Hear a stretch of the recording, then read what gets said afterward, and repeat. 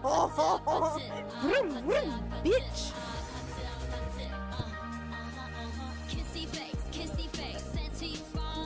What the fuck is that? Oh my god, are you listening? Red hearts, that's what I'm on, yeah. Come give me something I can feel. Don't you want me like I want you, baby? Don't you need me like I need you now? See tomorrow, but tonight. For once in my life, my mouth is not big enough. This harder on your cow. Hello?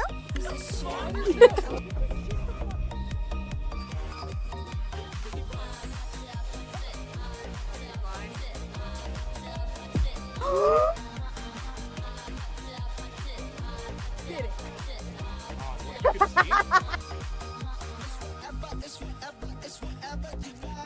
Your pee-pee is in your ass.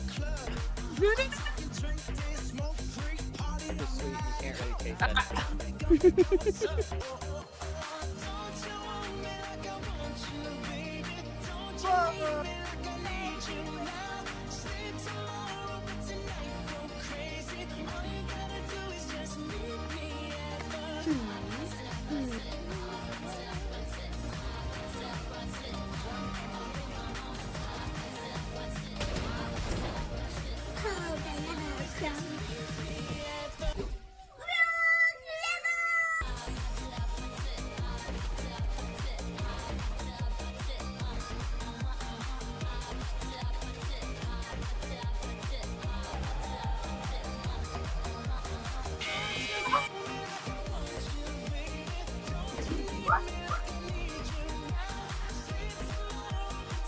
You just hop on that dick and make it your bitch.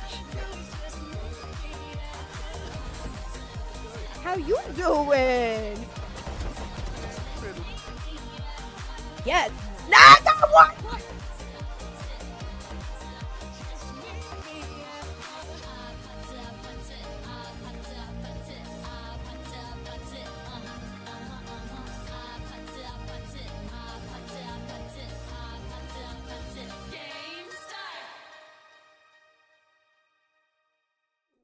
Hi guys, how we doing? Welcome, welcome. Is the music on? Right. Welcome in, SnixSnacks. How we doing? Hello, hello. How are you? I am doing snacktastic. How are you? Grand. I'm good, thank you. I'm still fiddling with audio though. Just the usual. It's never a W stream without audio issues. That is the truth.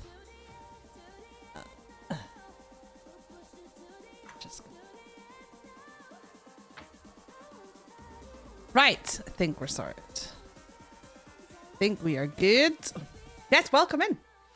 We're episode, and I've just had a complete what are we? Episode 50. Episode 50 something, guys. My brain just melted. Episode 50 something of Kick Conversations. Welcome in. Welcome in. Do you prefer to be called Snakes or Snacks, or do you have a preference? I have no preference. There's so many people that call me Snix. There's a ton of people that call me Snacks. It seems more common that a lot of people call me, like, as of this last year, a lot more people have been calling me Snix. Snakes. Yeah, but I'm definitely like my go-to saying personally is Kick's favorite snack. Love that. So, Little quiet. so I call myself Snacks, honestly. I'm gonna turn my mic down. Hello, hello, hello, hello, hello. There we go. Because I can't get her any louder from my end. So, and she's loud enough for me. So we will. I turned my game more too. We'll see if we're both about the same, and then you guys can just shove your volume up on the whole stream. Are we as long as we're about the same? Your mic down your throat. I mean, we could try that. You never know. As long as we're kind of about the same volume, roughly, then we'll roll with it. If that's good, guys, let me know. Let me know, mods. Let me know. Hi, Jamie. Long time no see. Welcome in. Welcome in. Yes, guys. kick conversations for those of you who haven't been before. We have been doing this for just over a year, and every week, now twice a week, we have a kick streamer join us for some chilled conversations. We're gonna chat. We're gonna learn a whole lot more about SnixSnacks. We're gonna chat about life and streaming and gaming and everything in between. Your questions are incredibly welcome, everyone, on both sides, but we don't always get to them as they're asked because we like to chat, we like to yap. So if you've got a question, Certified yapper. yeah, same. Do feel free, if you've got a question about what we're talking about at that time, that's great, chuck it in. But if you've got other questions, pop them in, but be patient. But right at the end, we always have like a Q&A session where we open it up and we just ask all the questions at once. But yeah, please feel free to get involved and chat amongst yourselves and just get I involved. do have one request though. We both have the same command in our chats, if I'm not mistaken. So like everyone exclamation mark snacks do it. Snacks. I think mine is snacks. And mine's just snack with there you no go. S Do at it. the Get end. those commands in. That's a good Let's one. see what snacks you got. I want to see what snacks you guys got. I'm coming to see what snacks I've got over at your snack. Yeah, mine will tell you what snack you are. Oh, I'm a bag of chips. Oh, hell yeah. Hell yeah. We got salt and vinegar crisps. We got pickled onions. Ooh, that sounds yummy, actually. Pickled onions. Mm-hmm. She ate them all though herself. She's not shading. Cheesy Jokester brought chocolate digestives to the party, hid in the cupboard, and snarfed them all. Oh. They're rude like that in my community sometimes. They don't like to share their food. Share your snacks, guys. Come on. No one wants to share. Oh, Cupcake Diva is a donut hole. I love it. I don't even think I did what I am today. I'm a saltine. I'm salty. I don't even know what that is. What's a saltine? It's a type of cracker. Ah, okay. It's the I brought cream pies. Cream pies. We love cream pies here. Oh, I'm dead. That was beautifully timed. That was perfect. I brought custard creams. They're We're like both creamy. We're both creamy over here. like biscuits. I don't know if you have them in the US. Custard creams. They're like what we call biscuits, which I suppose is kind of They're like little. They've got like sweet biscuits on either side and cookies. Yes. Correct. Okay, Yeah. so yes, yeah, we do have those. Yeah. We do have those. Just call them something different. Mm-hmm. Cool. Okay, well, we're going to kick off by learning a little bit more about Snix and your backstory. So, first of all, you're a gamer, yes? Yes. Yes. I'm a variety. Yeah. I love gaming. Grew up gaming. But my niche is arts and crafts. Love so, that. yeah. So I'm known, especially after Kick Road, Mm-hmm. I am known as the crafting queen. Love that. And hearing a bunch of people call me that, it just made my like inner child be like, yeah, victory dance type of shit. So that was nice because you know, what kid doesn't want to do arts and crafts for the rest of their life? I mean, yeah, sounds like fun to me. Mm-hmm. So, was it gaming that got you into streaming though? Yes, Yeah. in a sense. There's two reasons why, honestly, I got into streaming. Over time, like with streaming, your reason why of streaming kind of does change as your life changes. Yeah. So like, there's always a reason why you got into streaming. There's always a reason why you're currently streaming, and then there's always a reason where you want to go, right? So the reason why I got into streaming, one was to get, you know, someone I care about back into streaming because they were on a very long break, and I was like, I'm gonna do it too. We'll do it together. Fuck it. The other reason was after about 4 or 5 years of my friends, my brother, bunch of like my old teammates, because I grew up in the cheerleading industry. So a bunch of my former teammates and stuff like that, they all were annoying the crap out of me about becoming a streamer. Okay. And I never thought I would be good at it, so I was like, I'm not gonna do it. I'm not gonna do it. So the day that I, went live on Kick for the first time ever, yes, it was to help someone get back into streaming, but I am a 420. I smoke weed, stuff like that. So it was 420, and I got really, really high, and I was like, fuck it. I'm gonna play some video games on stream. I love that. And that's what started it. And then maybe like a week and a half into streaming, and like I kind of just put the camera up, and how I started was I didn't pay attention. I didn't really have any chatters because it's brand new, and I was born here on Kick. And this was back like second wave, so right after the sub button got added on the beta, like everything, right? So I'm like, no one's gonna really be paying attention to me. So I kind of was like, I'm gonna just do my thing and have fun. Then after going and checking out other streamers and talking because I was a different name at first, okay? And I was talking and I'm gonna pause you for 1 second because I think I might have found out the audio. Maybe. Right. Okay, can you chat for me? No, I've just muted it completely. Hold on. I'm having a little fiddle. So why is it... Okay, try again. Hello? It's just doing it twice. Why is it doing it twice? It might be my camera mic, and hold on, let me see if it's my end. Like if I mute, there's 2 mute buttons, and if I mute one of them, we have you, but the other one sounds much better. What about now? Does that sound good? Are you guys getting it twice in chat? It's never done this before. We've only been using Video Ninja for maybe the past like seven or 8 podcasts, so it's not twice for you guys. Why am I getting it twice? Echo. Okay, it's fine. We can figure it out.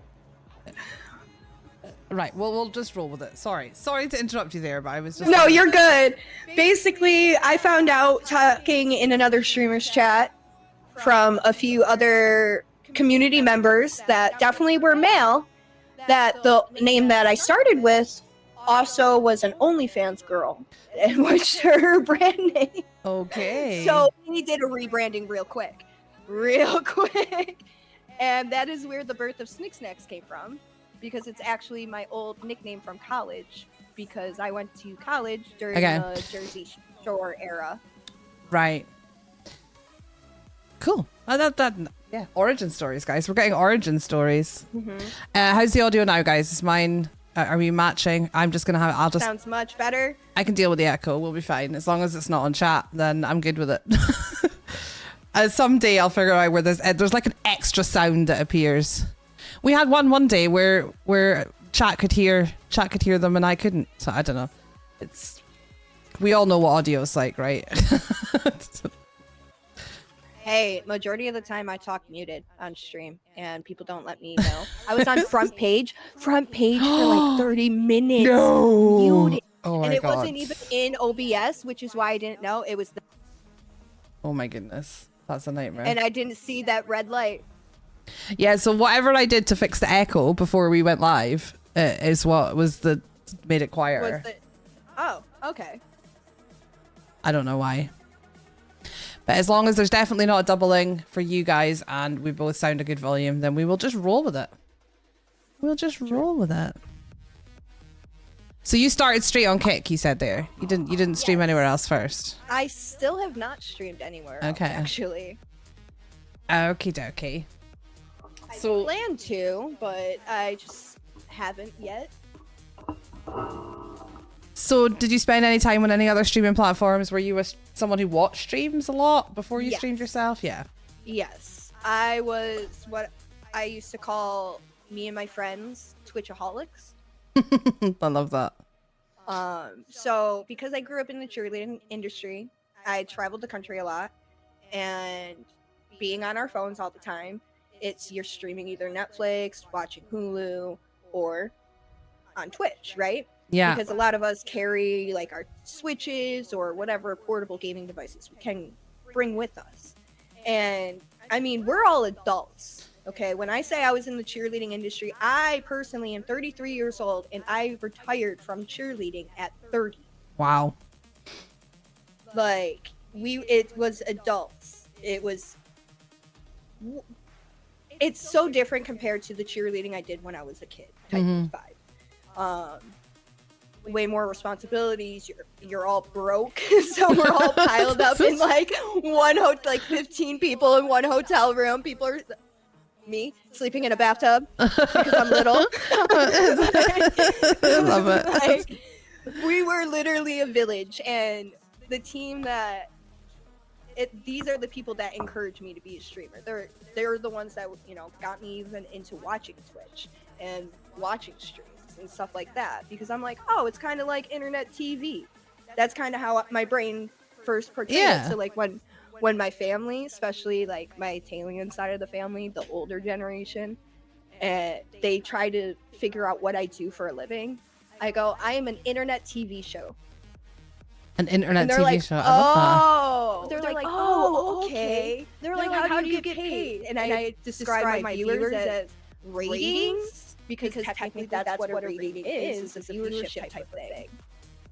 Oh, I made an echo, but hang on. I think I know how to fix it. Hold the phone. Can talk for me? Hello. Oh, now I have it. What if I do this one? Try again. Hello. Hello. I can hear you. I can hear you once. Chat. Can you hear me now? How many times can you hear Snix? Echo. Sod off. Shut Twice. off. Twice. Damn it. Double Snix, double the fun. God damn it.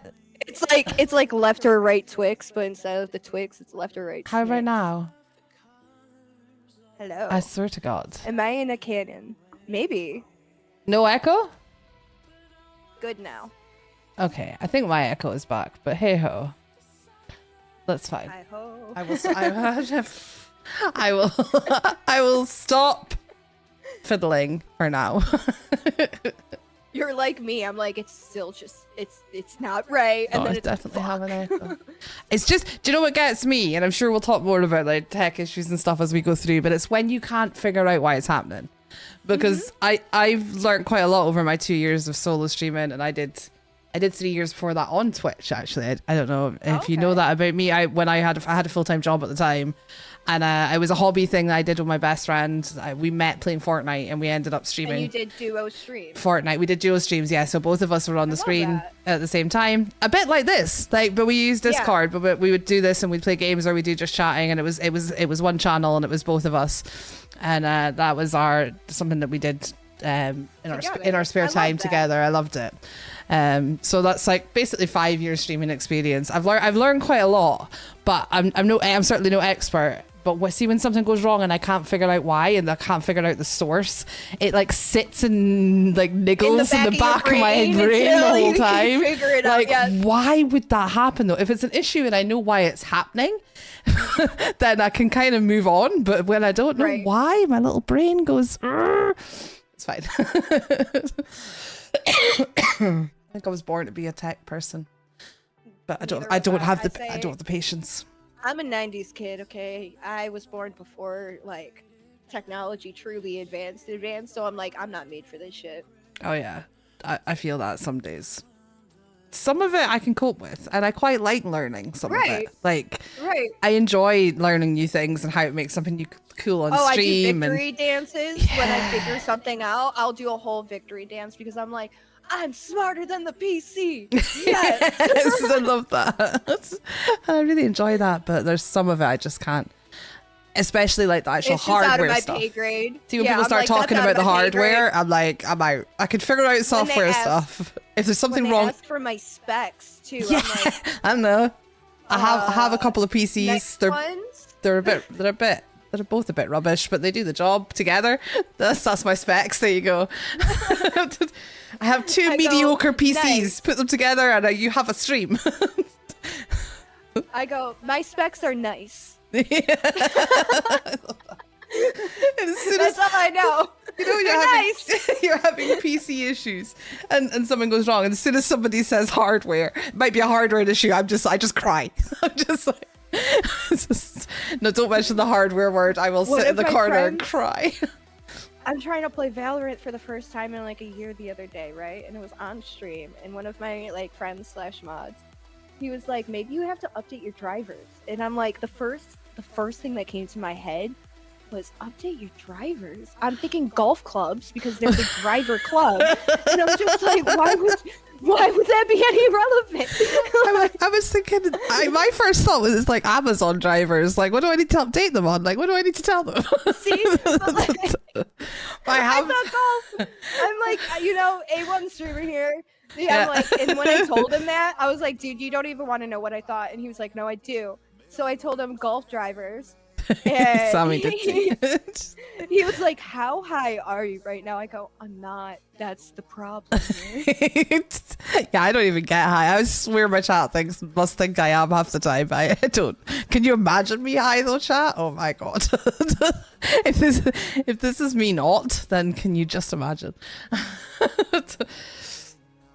But no, I had to learn about updating drivers. There was one time because I used to just have the one PC, and it was a really crap. It's not a great PC. It was not bought for being a full-time streamer. It was bought as a kind of, oh hi, oh little cutie, and shy. This is my daughter, Aria. She's very cute. Yes, Ani. Hold on 2 seconds. What cutie. What a cutie. Hi, Goblin.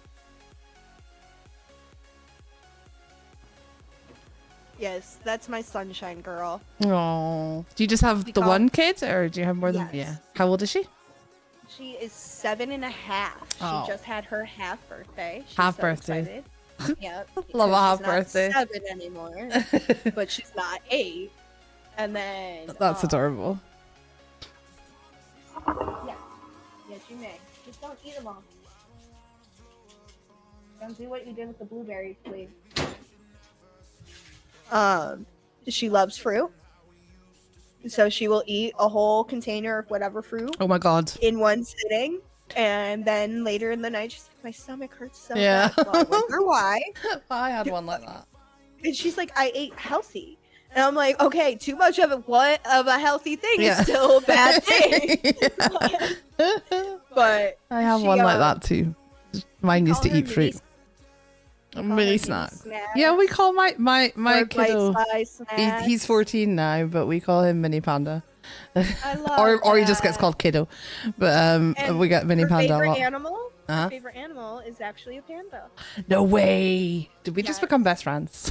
I really think we were meant to be friends. Like, it was meant to be. Just see all my Her- pandas. I'm literally, so it's not the best camera angle, but I am literally surrounded by pandas. So, another fun fact, Mama's Snacks, my mom, her favorite animal and her spirit animal is a panda. So I grew up in a house filled with all these knickknacks of pandas everywhere. See, it was meant to be. Everywhere. It was meant to be. My daughter, This was meant like to be. my grandmother actually, one of those little weighted stuffed animals that you put in the microwave. to Oh, warm yeah, up, yeah. Stuff like that. My Oma, she's very old country. She's off the plane, off the boat, straight from Germany and stuff. So like that, she's very sentimental with her gifts, right? Mhm. So she gave her that panda, and my niece and nephew have the same exact one. They all have a panda, and my Oma had no clue that a panda is my mom's favorite animal. Hmm. So all 3 of the grandkids, but especially my daughter, sleeps with that panda every single night, and its name is Pandy. I have one friend on here that calls me Pandy. Yeah, so it's Pandy. And when we got my dog Aqua and she was a puppy, she kind of chewed one eye off, so now it's Pirate Pandy.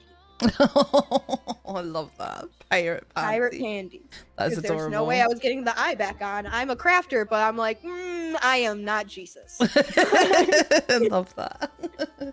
There are some things I will admit my defeat to. So when you first started streaming on Kick, then what did your content look like then at the very, very beginning? What was your content like? It was mainly all Valorant. I would say like Valorant, a lot of like shooter games, which I'm discovering I'm not really much of a fan of shooter games. I will play them. I will. Don't get me wrong. Like Valorant is definitely probably one of the only first person point of view games that I really like. Okay. But I also like I have no aim, Me neither. you know. I always So, say if I like, could aim, I'd be dangerous. That's just what I say when if- I'm playing shooters. You want to know what? I say if I had aim, I would be a boy. Because I have none. Yeah. And, you know, like, I tried Marvel Rivals for the first time the other day, which I actually, I really like. was a I like condition. rivals. Okay, I'm gonna say one thing. I was anti-Rivals, Mm-hmm. and I made a term and condition with two of my best friends that are also fellow streamers on Kick, that if they would play Valorant with me, I would play Marvel Rivals with them. I like those kind of And- deals. I make those kind of deals too. Yeah. Yeah. And I honored the deal, and I started off as Squirrel Girl, okay? And I was having fun just spraying and praying and nutting on them. Nutting all over the place. Nutting all over the place. Like, at some point in time, I was like, you want these nuts? Let's do these nuts.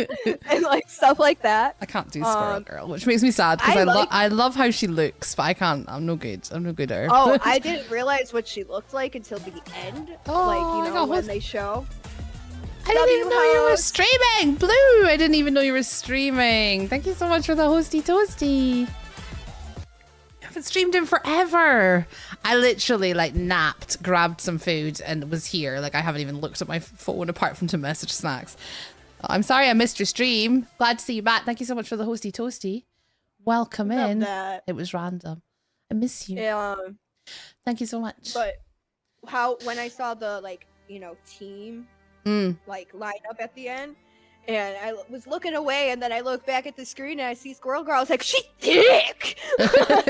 I love how and some of the outfits you get from I her for love her it. are like adorable. And also But people I love will it when I say Psylocke. I love playing Psylocke. Oh, I can't see. You must be really good because she's hard. She's hard to play. I Like- didn't think I was. I think I sucked at it. I was getting encouraged by my friends, and it was funny because this was probably the most fun I've seen some of them have in Rivals in a while, because they've been doing solo ranking, so like they've been getting frustrated with the game. So like it was a nice break for them, honestly. Like, and that's kind of who I am as a gamer. I tend to call myself a troll. Like I'm that troll friend in a sense, because if there is no if we're not having fun, what's the point in gaming? Yeah. That's no, how I view it. Absolutely. So that's why I kind of do troll things sometimes, and it's more so to make myself laugh. no, and why if did we you delete kinda- that? If we kind of laugh in the process along with me, Holly, you're what? good. Why did we delete that? Sorry, Venomous. That was deleted in error. Welcome in, Venomous. Apologies for that. I streamed Purple App, but thinking of making the switch. You were the first thing I seen on the front page. Well, welcome in, Venomous. My name is Panda. It's okay. It happens. The mods are on high alert when we're doing our podcasts, and we're And on then front front page, pages. and front page Yeah. comes in. They're on high alert. So please don't take I that as feel that. anything else. But yeah, welcome in. That- To give you a little bit of background, my name is Panda. I'm actually a horror variety streamer, but I also do podcasts. This is Kick Conversations. We're on, I wish I could remember, what are we, episode 53, I think? I think this is episode 53. Something like that, yeah. Mm-hmm. We're chatting with lovely SnixSnacks. Everybody, by the way, her stream is pinned to the top of the chat, so please go and drop her a follow. We chat with different Kick streamers about streaming, about Kick, about everything in between. So you're in the right place. We're going to start talking more about Kick in a minute. So if you want to hear the ins and outs, then stick around. Oh, Welcome in. Yeah, I know, I get you. The brain, I know, I totally get it. You're all good, guys. You're all Thank you, good. Cinema. Appreciate the follow. Yeah, welcome in. Sorry, we were on Rivals Yes, we are on Rivals. and Squirrel Girl. Yes. So when I was playing Psylocke, like there was Yes. I wasn't told anything bad. Honestly, I feel like I got more kills as Psylocke than as Squirrel Girl, Yeah. but it definitely was easier to be Squirrel Girl. Okay. I would say that. I just know that Psylocke's a hard one. I haven't played it since though.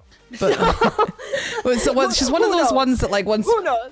if once you're good at her, she's a right I arse. want to cosplay her She's so an bad. arsehole to go against. Like she's one of those, if someone can do it right, she's really good. like almost OP, but she's so hard to master that you don't kind of Well, now you're giving me a challenge. I'm kind of like intrigued. Master it. Do it. Especially because I want to cosplay as her. That sounds like a good reason to do it. You can another level them up thing to like, I can't remember what they're called, but there's different like unlocks for each character. Like once you get them to a certain stage. Levels and yeah, you can like lord. I think it's lord. I think the top one is lord. Like you can lord a character if you get like all the experience and shiz. But no, I do love rivals. I'm a healer though. I play Invisible Woman most of the time. That's my and that's the thing. I'm usually support and a healer in any other like Valorant, for instance. I'm Sage. Like 8 out of 10 times I'm gonna be Sage. Those other 2 times Jet. That's basically how it goes. But the thing is, I not just so much like go and heal everyone type of healer. Like I am also a battle Sage too. Like, I'm old enough to get the joke. MySpace moderation staff, thank you for the gifted sub. Yay! That's one of my mods. That's one of my mods. Yes. Thank you so much. I love the name. Oh my god, if you love that name, we call him the man of many names. I was honestly, I was like, if you see multiple names, all capital, well, not every single time, but majority of the time, like 9 out of 10 times, if you see names capitalized with underscores in between that are funny like that, it's him. It's him. There must be a whole bunch of streamers that just goes right over their head though, because you have to be a certain age. You really do have to be a certain age. He has one that's even older than that. He has what's the AOL one? Oh, God. MySpace. What's your AOL name? I mean, I was like 16 when the internet was properly released to the world, so I'm definitely old enough. Thank you, MySpace. It was like something like AOL deliver. I don't freaking know. I haven't seen that name in my chat in a hot minute because he doesn't really go on all of them. AIM, the instant messenger. AOL development team. Thank you. AIM though, we used to use the MSN. Bert. Hi, yes. Yeah, literally. Oh my god, how far the internet has come when you really think about it. See, I was about 15, 16 when it was normal for everyone to have dial-up internet in their house. I was about 15, 16, I think. So. Yep, I was like 12, 13, I think, around that age. So yeah, it's crazy to think about it. Beach. Crazy to think about those little chat rooms that used to exist. Compared to what we do now, like look at us now sitting here. Thank you, Fox. I remember when webcams first came out. I know, it was crazy. MSN Browser is one of my names on Xbox. I love it. I like you already. You'll fit in here fine. Oh, you will love him. You will love him. He is literally one of the most supportive people that I have come across in these 2.5 years of me streaming, and like online and off. Like that is literally one of my brothers. Back in my day, that's exactly it. But like literally thinking about I remember the first time I went into a chat room, and I think it was like an AOL chat room, and it was all like ASL, the age, sex, location. Like I was gonna say, did you just say? Oh, my eyes just went. Because I shit you not, I had a troll come into my chat once and just do ASL, and I'm like, bro, I got a camera. Like the hell? I love it. And look at us now. It's absolutely wild when you think about it that's happened in our lifetimes. It's crazy. Right, like you couldn't be on the phone and the internet at the same time. Like 2 people mentioned that in my chat just now. Yeah, and you had to pay per minute when you first had it. You paid per minute, so you had like a limited. I had like a limited amount of minutes that I was allowed as a teenager on the internet because it literally cost per minute. That's crazy. And then when they switched it from that, right, and AIM days were like the rage, like every teenager was on it, right? I remember, I don't know if it was the same for you, but I know over here, for like in New York State at least, we all put up like these moody, emo, like emotional poem, like away messages and Yeah. stuff like that. Tell me why one of mine was like a song lyric. It's And always my song sister, lyrics. my sister was old enough to have her own computer, right? So she had her own computer in her room while I was using the family one. I put an away message up to do my fucking chores. And when I'm done with my chores, my mom's rushing in through the door. They're all like, "What's going on with you? We need to take you in and see a doctor." Da, da, da, da. I'm like, "Do you want to hear the song? Like, do you want to listen to the song?" My sister snitched, dude. I love it. That's what an Oh my older God. sister will do. But like, shit, song lyrics, man, song lyrics. I'm sorry, I listened to emo music. My bad. Oh my god, so good. Hey, per minute reminds me of a music video orgy. Sorry. Used to I have on remember being TV. able I remember that to- too. I remember when I had like one of my first cell phones. Yeah. I remember hacking onto the internet. No, see, Like- my first cell phone did not have the See, internet. My very first one did not, but my second one was one of those like Envy flip phones. Oh yeah. And it had like a web browser, but the web browser always brought you to the like I had Verizon at the time as my carrier, so it would bring you directly to the Verizon site to pay your Right. bill and yada yada yada. Well, I figured out how to bypass the site and go on MySpace Love my because that was MySpace days. So when I hit God. the internet browser, it went to MySpace, but doing so took so much more minutes or cost money. And oh my god, after 2 months of me doing that, I accidentally made the phone bill like $2,000. Oh my god. I had my phone taken away, man. I lost that privilege Tamagotchi. quick. Loved my Tamagotchi. I have a Tamagotchi. I have still. one got somewhere. for my daughter too. I got one for my birthday because I asked for it. 'Cause they Oh, came, yeah. they came back in three or 4 years ago. Like the it's original just- ones became yeah, popular and again, they're and the they OG re-released them, like Yeah. exactly how they were. And I was like, I need one. And the best it part is- just the best died. part Same is, as when I was a teenager. I I'm just more died. positive they're cheaper now than they were back then. Probably, yeah. Because the ones that I got, 'cause I wasn't expecting it. I bought one for, so like, you know, my kids the age were Santa, right? So Mhm. Christmas, my daughter wished Santa, like asked Santa if I could get a Tamagotchi. Oh my god, So that's I'm like- adorable. Right, because like when I That's found so out they were coming cute. out, she saw me freak out over Yeah. it, and she wanted me to have it, partly because she wanted to play with it too. She was intrigued. So, because she's like, we'll share it, because all of my stuff I have to share with her, Mhm. right? So, I love it. So, Santa got me, you know, a Tamagotchi. It was $20. Yeah. It was not that badly priced at all. No. So then she fell in love with it, and her birthday's in February, 2 months after. So when my sister asked me what, you know, my niece and nephew could get her for her birthday, I was like, get her a Tamagotchi. Love So that. she has her own. And she was very upset that she didn't get to choose the pet that comes out of the egg. She thought she got to choose. So she was hoping to have the bunny rabbit, I guess, and she Yeah. got the duck. So she wasn't really happy at first, but she loves the duck now. I love that. Okay, getting back to your story. So you started on Kick. Yeah, you were playing Valorant. You were playing Yep. Valorant and things like that. So was it straight gaming when you very first when you started? No. No, I did a very even amount of gaming and painting. And what? Painting. Painting. Sorry, Art. I missed that. Yeah. So I did a lot of art, but it was mainly just painting at that time. I didn't really do my crafting. I didn't show off my little many hidden talents that apparently people say I have. And definitely a bit of K-pop dancing because it would come on and I'ma just dance. The former cheerleader, hello. I love dancing. And K-pop choreographies are very similar to how dance and cheer choreographies are done here. I love that. So that and the music being Italian, if it's got a good beat, I'm dancing.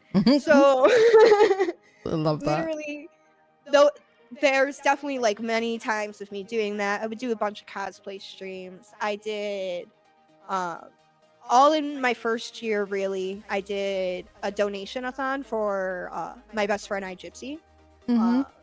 to help raise money for, medical treatments that she needed. And then after that, I did take a bit of a break because I had a bit of, like, I guess, imposter syndrome. Yeah.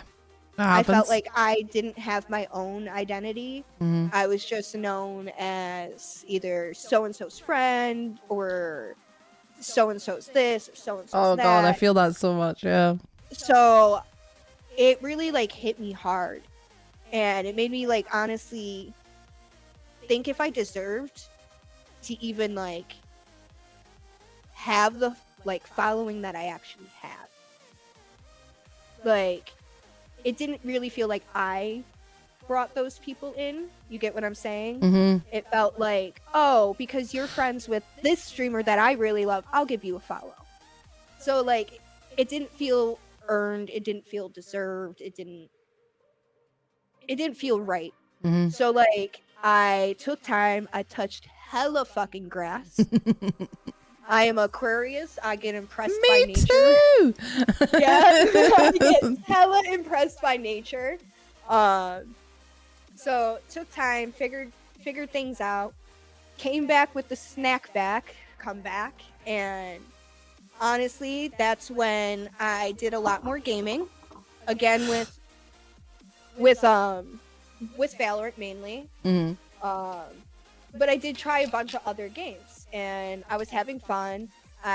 During my time off, I was still on Kick. I was still in people's chats. I was discovering new people, new friends, gaming with them. I just wasn't live, you know what I mean? But I was still present, and I found like I honestly at that time found a great community called Boom Squad, Okay. and they literally.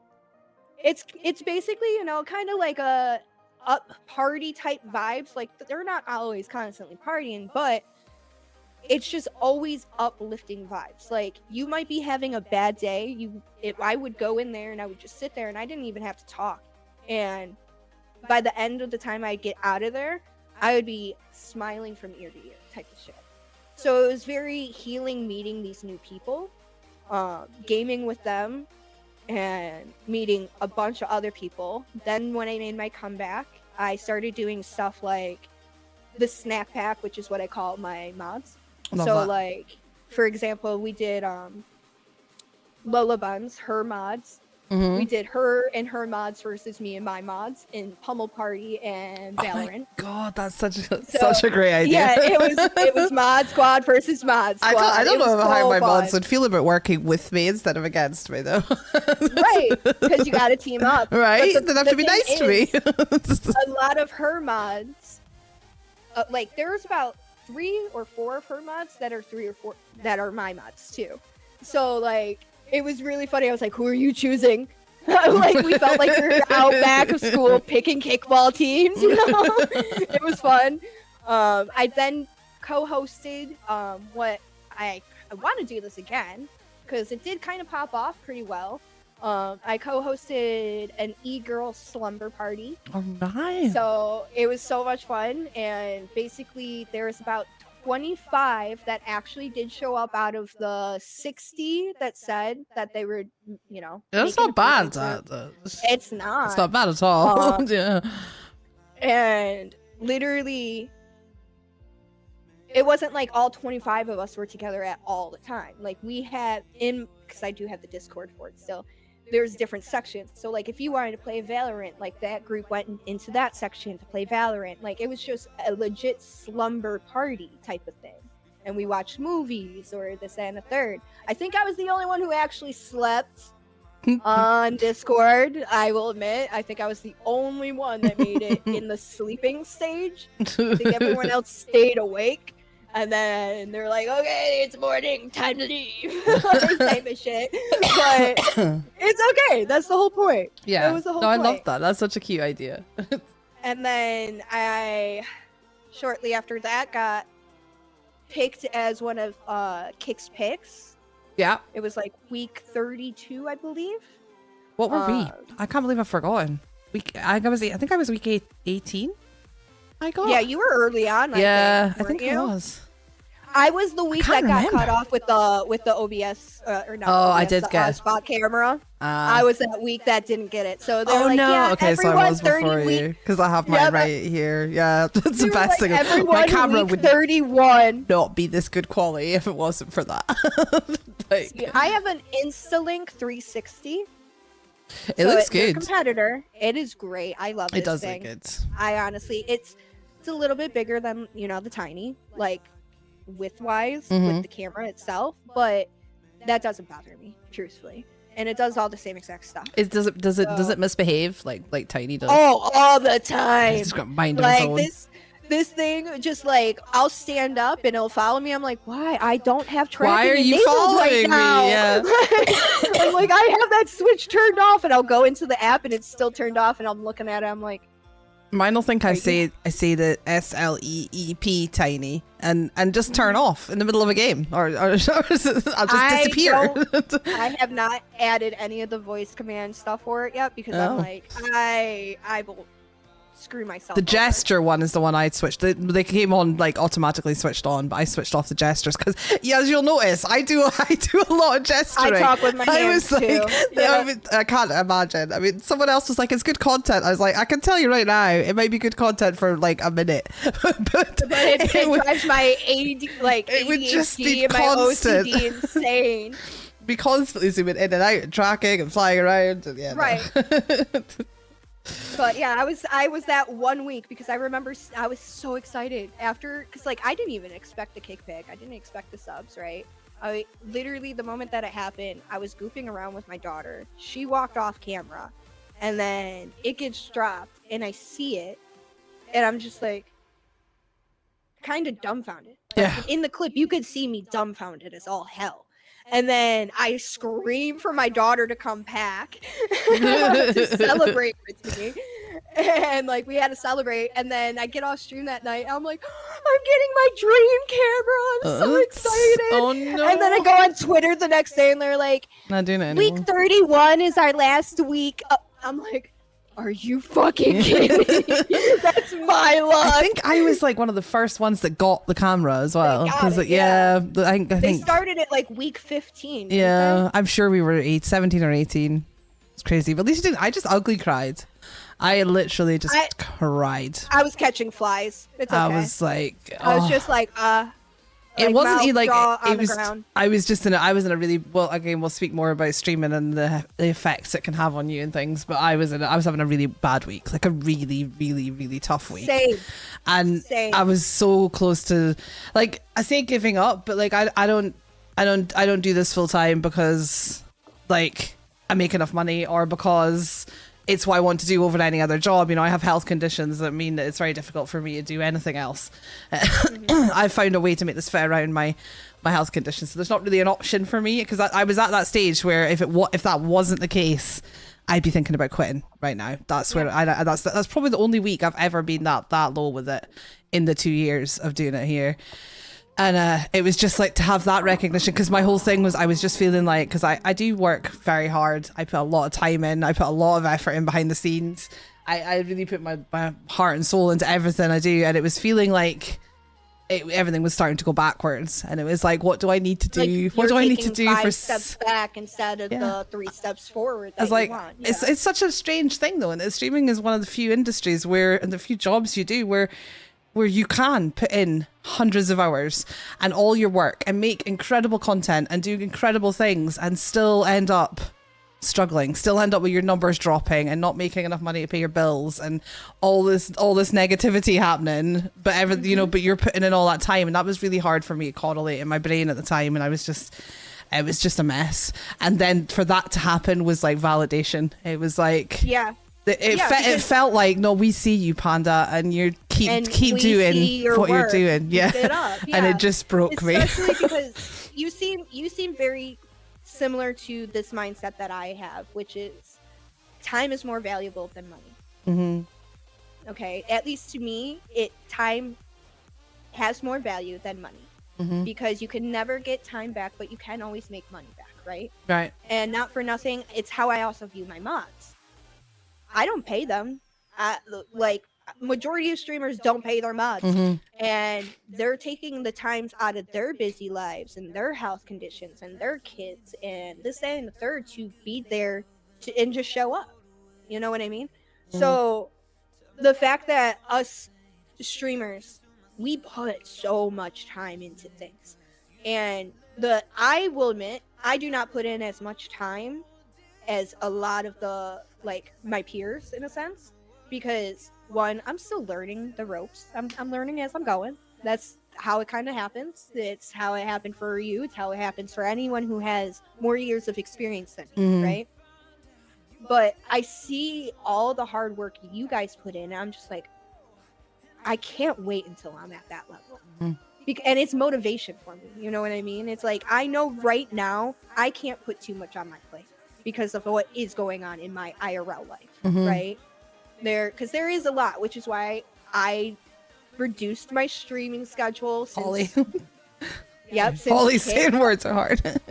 Since Kick Road and DreamHack Dallas, like, that was the time when I really should have been streaming more and riding the hype of all of that. But the thing is, mentally, I was not in a place to be able to. That's so important to have. And it's the most important. I have a 7-year-old that copies every single thing I do. She is also a fellow Aquarian, and she is. I copied and paste. I don't know how. She has the same face, but she's got blue eyes and blonde hair instead. That's all. It's adorable. But it is though, and it's such an important point that you have to. We talk about how much work it takes to kind of get anywhere in this industry, and it's not. The thing is that there's no cookie cutter way of doing this, and there's no cookie cutter way of being successful at it either. Some people can have a lot of success and they don't need to put in as much work. There's so many different factors. Everybody's journey is completely different. People can have connections, this, that, and a third. Like, my one thing that I actually learned during Kick Road, okay, because during Kick Road, I was competing against someone who I consider my twin flame. Like, literally, I love Sasha Ray. I love that girl. We had her on a week or two ago. Much. She's fantastic. Literally, from the moment her and I met, she was one of those people that, like, I actually instantly gave my phone number to. Okay, like, there was just an instant connection, right? And when we both found out we were in Kick Road, literally, I shit you not, almost every day, near the end, it was kind of more of a weekly check-in because we were both fucking focused, you know? We constantly were texting each other. We were constantly on the phone with each other, making sure both of our mental state was okay during this, because it was 2 months. 2 months of everyday streaming. And for me, honestly, what I ended up doing, and a lot of people were like, oh, you bodied yourself. I'm Italian. I did not bot myself. I'm just Italian. Okay? And my whole family is very large. Right, this Kick Road competition, I only entered it because my daughter told me to. Now, when I started off with gaming, yes, but I was painting, and being in the art category as an art streamer is so fucking hard. It is the hardest form of content to make unless you are like this goated artist right off the bat, right? Yeah. And now this art for me is therapy. So the type of art that I make is like, that's one of my paintings there. That's really cool. I like that. I Someone commented on your background earlier and said how incredible it is, and it's really awesome. Oh, the green wall, I saw that. Thank you. It took 3 days. Oh my god. 3 days to get it to work correctly, and it didn't fully work correctly because if you could see, it kind of fell. But, you definitely can't see at all. I put the swing there. That's why. You're grand. It looks great. It's good. But literally, it was just so hard, and it made me feel like I wasn't an artist. I had imposter syndrome about my art. So that's why I stopped doing art for the longest time, it would only be like a pop-up stream here and there, and it would honestly be me painting.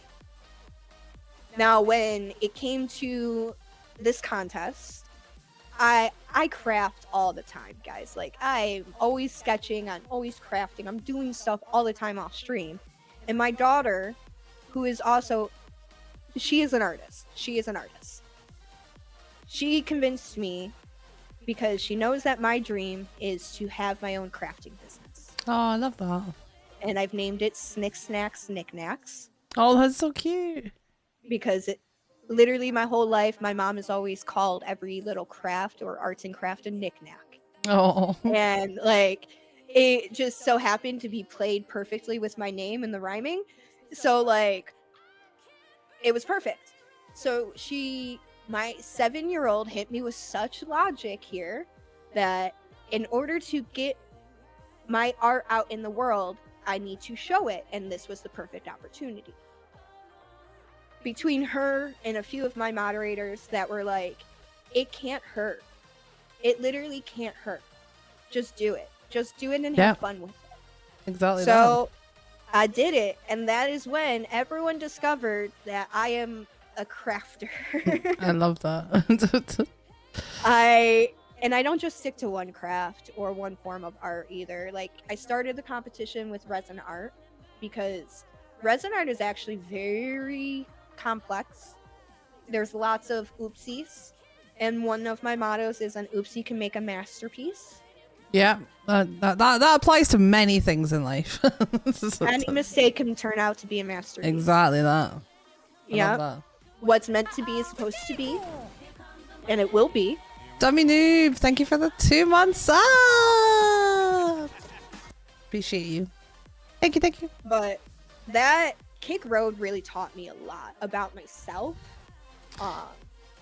And signing up for it encouraged and inspired my daughter to sign up for a nationwide art contest at her school. Oh wow, that's amazing. And she actually won said art contest. She was one of the winners. Amazing. Hold on, I have to go get it to show you. Okay, do it.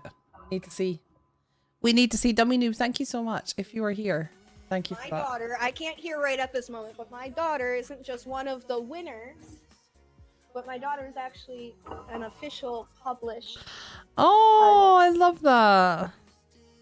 So That's incredible. in this book, it's just a bunch of different monsters that kids have drew.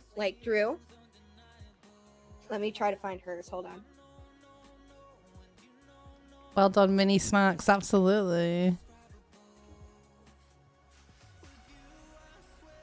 It's Yeah, so she didn't cute. even bother to tell me that she won either, by the way.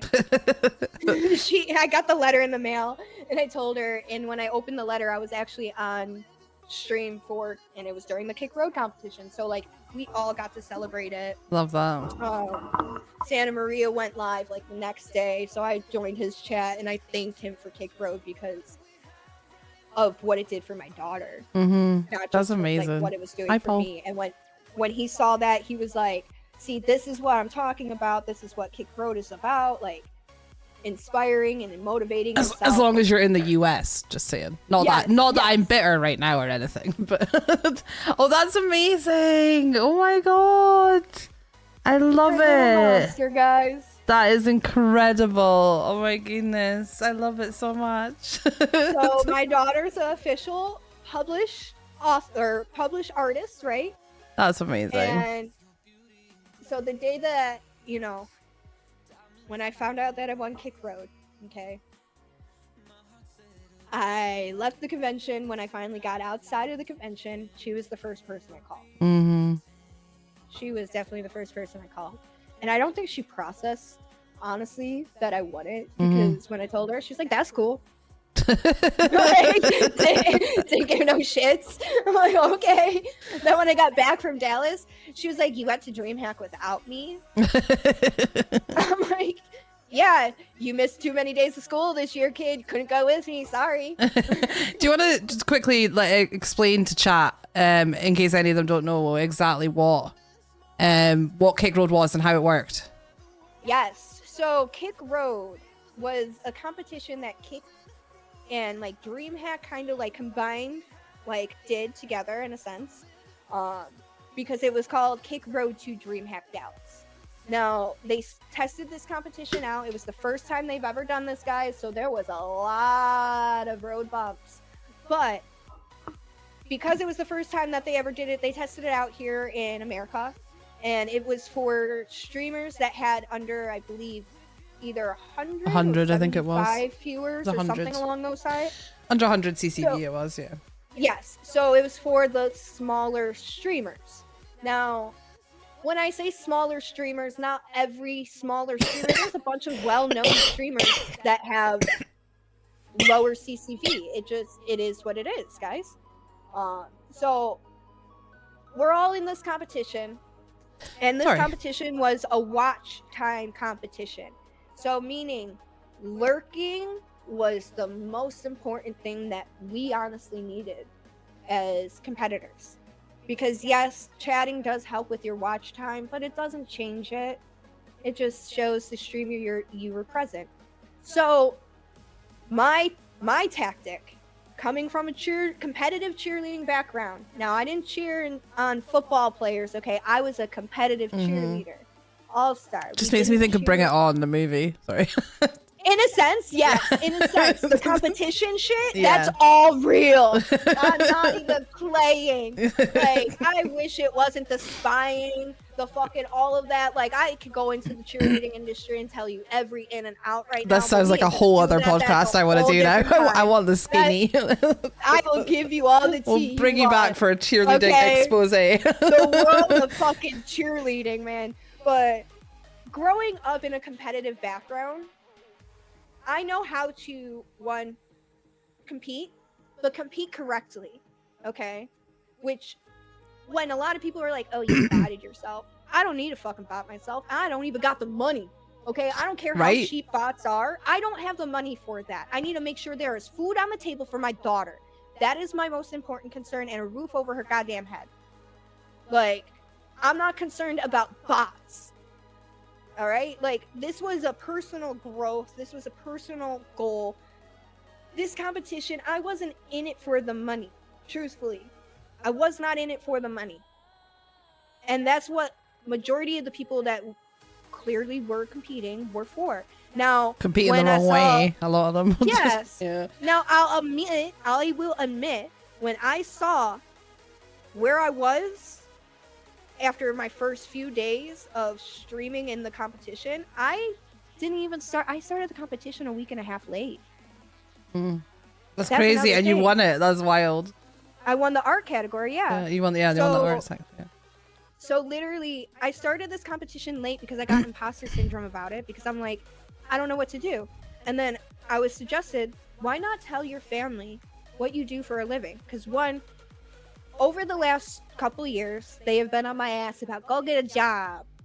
You know, you don't seem like you're doing anything with your life. What are you doing? What are you doing, Hedda? What are you doing? And like, all this shit, right? So I finally told him. And honestly, my dad somewhat knew, but I went and I actually explained what I did to my dad further. And growing up, my brother and I, we had talent agents. My brother was in modeling and I was in acting. So we were growing up in entertainment field, which is what this is. So when my dad found out that I went back to my original dream, in a sense, he was super supportive. I didn't have to ask the troops. I didn't have to ask the family clan to ride at dawn. My dad did it. Oh, that's lovely. So after that, I went to Mama Snacks. And Mama Snacks was starting to be very much more supportive of what I was doing. She just didn't understand it. Yeah. Truthfully. She didn't understand it. She didn't see the potential until she saw that, oh shit, you are really good at this. Like, yes, keep putting your focus in it. She saw the fact that I was so determined to not let what anyone in my family said about this job, that I made it a job. You know what I mean? Like, that was my goal, was to make it into an actual job. Like, I didn't care what my friends said. I didn't care what my family said. and it was very lonely until Kick Road. But basically, Kick Road was just about watch time. And my trick was I reached out to my family. I told them what I did. My mom's side of the family is very large also. So I love that. majority of my streams had a good like 30 people lurking at all times minimum. That's my family. They just left a tab up. Like, and some of my family actually created Kick accounts because of the people I hosted out to, not because of me. I love that. So I'm like, well, shit. But still, That's to brilliant. this day, they do the same thing. Like, a lot of them will just keep a tab up because they know that now that I have the now that I'm partnered KPP and everything, like they know that it helps me. Yeah. And they realize that it's the free support that I can have from them that will help me, right? So my family definitely pulled through when they heard competition because, again, I was a competitive cheerleader. They know how I am when it comes to competitions. They're like, we pulling up too then. So, and they did. They pulled up. Love they that. pulled the F up. And she won, guys. Round of applause. Yep. Where's my applause button? I have an applause button. It's still surreal. There it is. Little panda clapping. There we go. It is still very surreal. And I still have like not almost all. I have a good chunk of the knickknacks I created. I was pulling 8 to 12 hour streams of art only, guys. Like, near the end, I will admit, I was fried. There were times where I forgot I was still alive. So I would just be like on my phone for like 20 minutes doom scrolling and shit. And then I'd be like, oh fuck. Because like one of my mods would be like, text me and they're like, you're live still. I'm like, oh.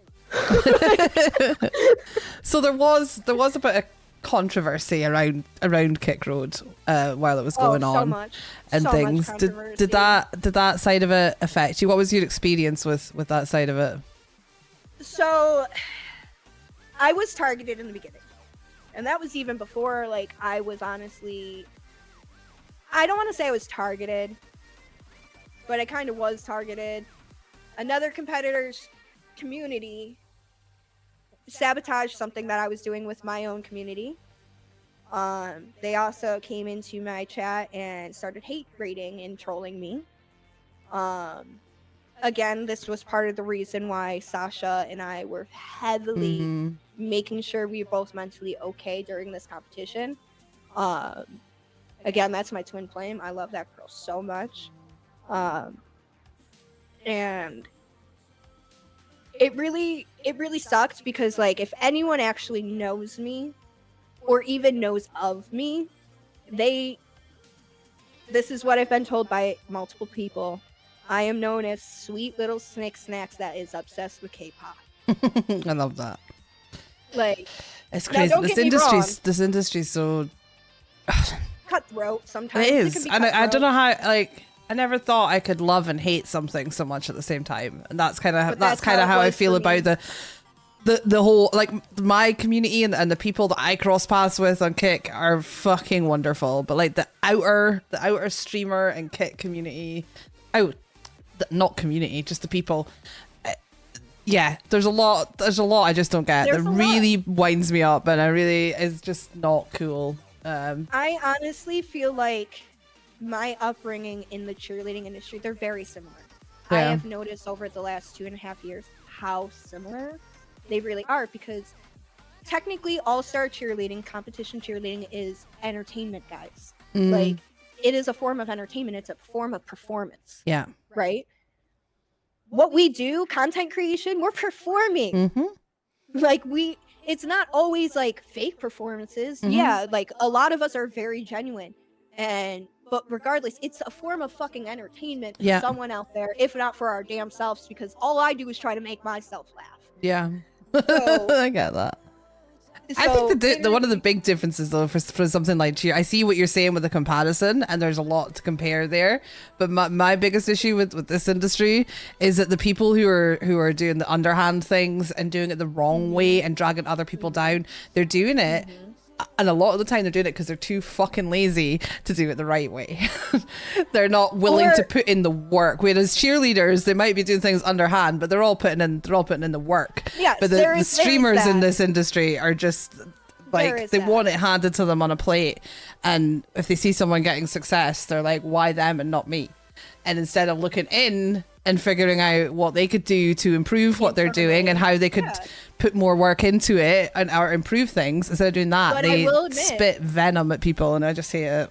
I will admit, me personally, there are some people though in the cheerleading industry that do get the handouts, that do pay or buy their way into certain places or spots. They don't. I can imagine. Yeah. So it's a mixture of that in that industry, but regardless, it was more so because I grew up around catty girls. Cheerleaders are catty girls, and when you're a tomboy who just happens to love the sport, you don't really belong there. Okay. You're really good at it, and I have a fucking hating fan club for over 17 years now, and it's still going. Wow. In my actual IRL life, guys. Like, that's crazy. So to me, getting online trolls, getting online haters, I'm sorry, but you're more of a pussy than those bitches. Right. Because I deal with them, and I have to deal with them in my everyday life. I have to see them out and about if I go out sometimes. If I were to go to a cheerleading competition, because I used to coach. I coached cheerleading for 20 years. Wow. I passed my passion on. So I go and I support some of my former athletes still to this day.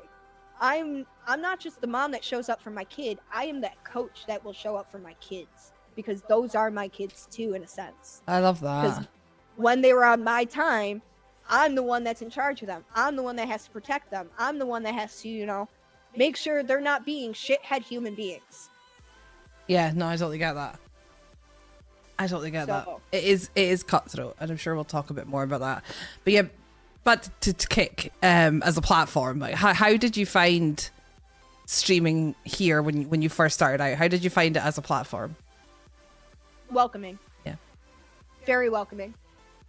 Because the thought of being a streamer before, again, like I said, always came across my mind. People told me to do it, this, that, and the third.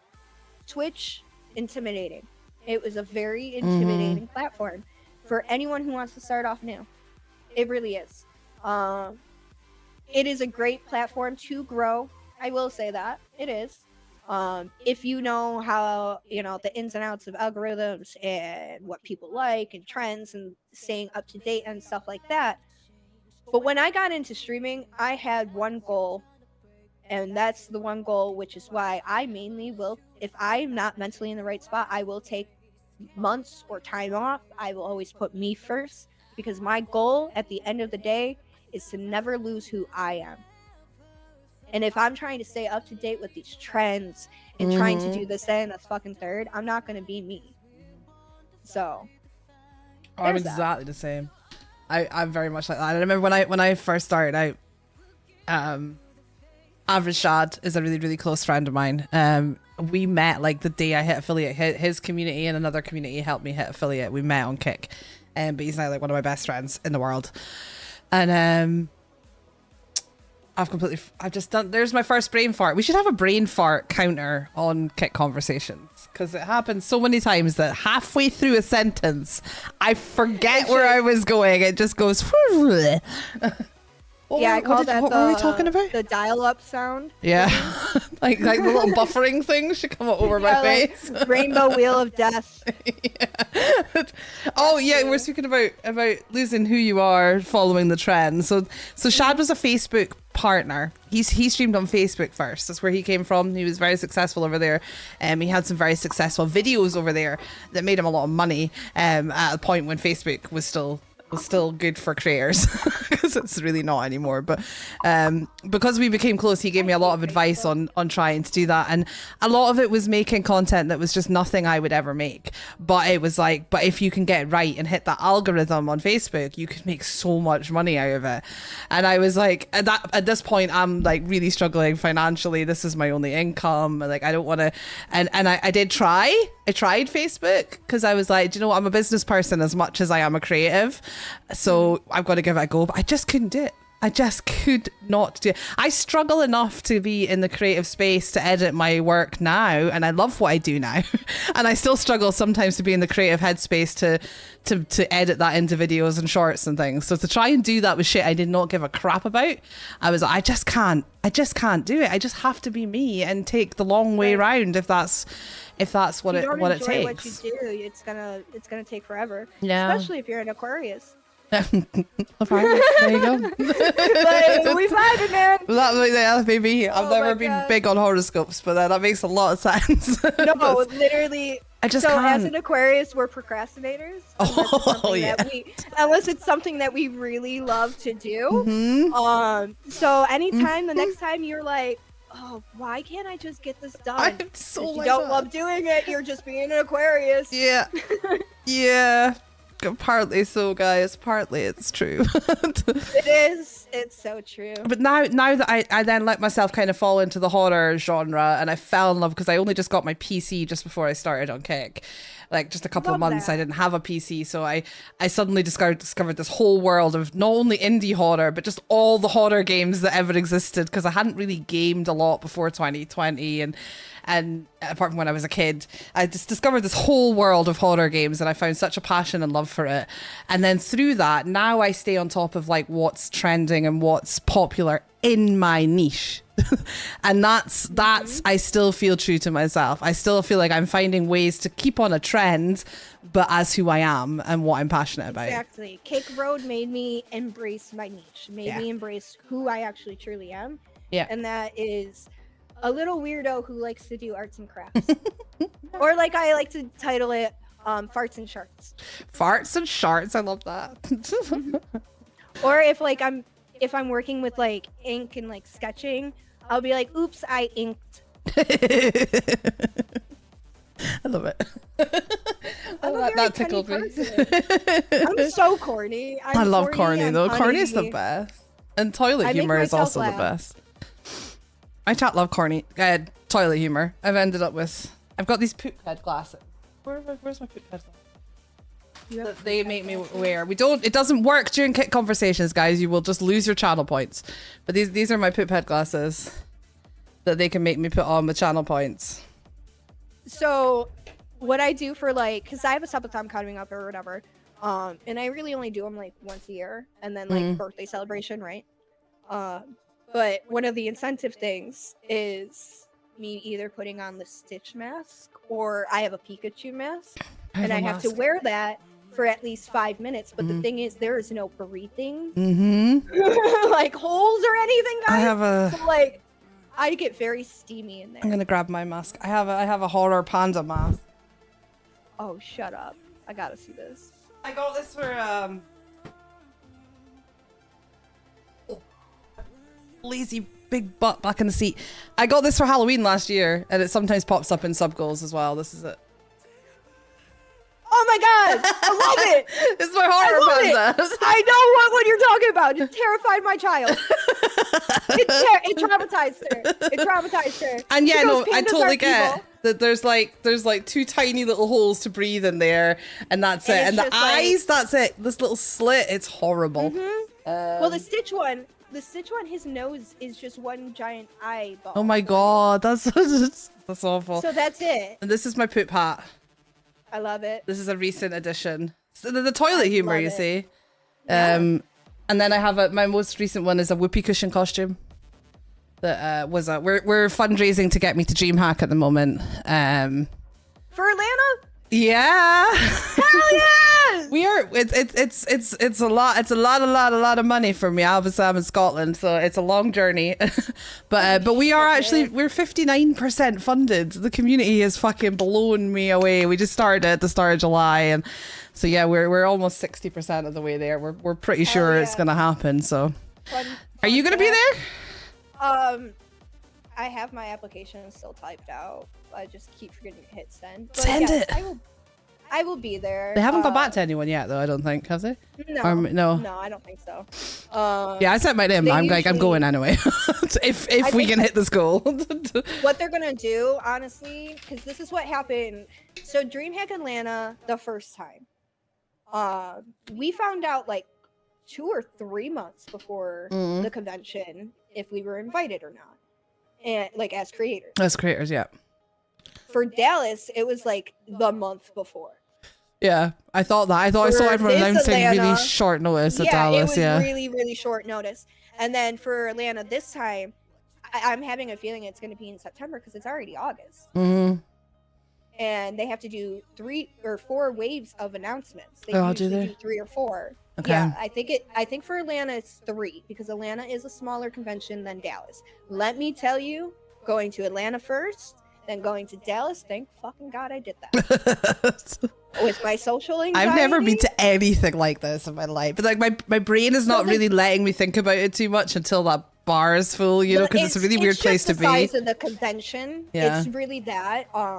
So in Atlanta, everything is more closer together, and it's a little bit smaller of a convention buildings or room that you're in. So like literally, and it's really funny because both of these convention centers are places I've been for cheer and shit. Yeah. Oh, okay, yeah.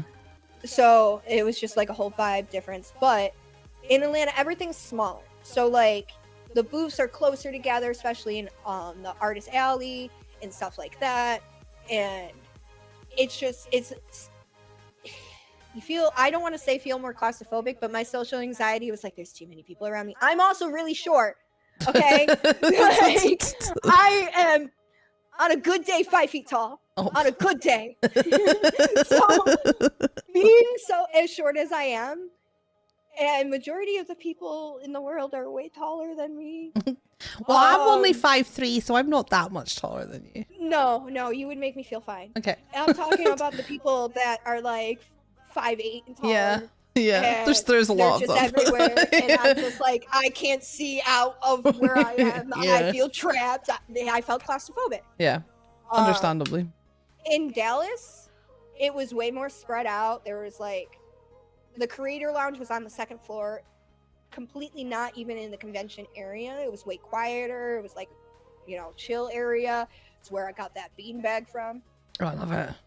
Because I drove down, so I was gonna say I don't think I'll get it back on the plane, but no, unless you checking it.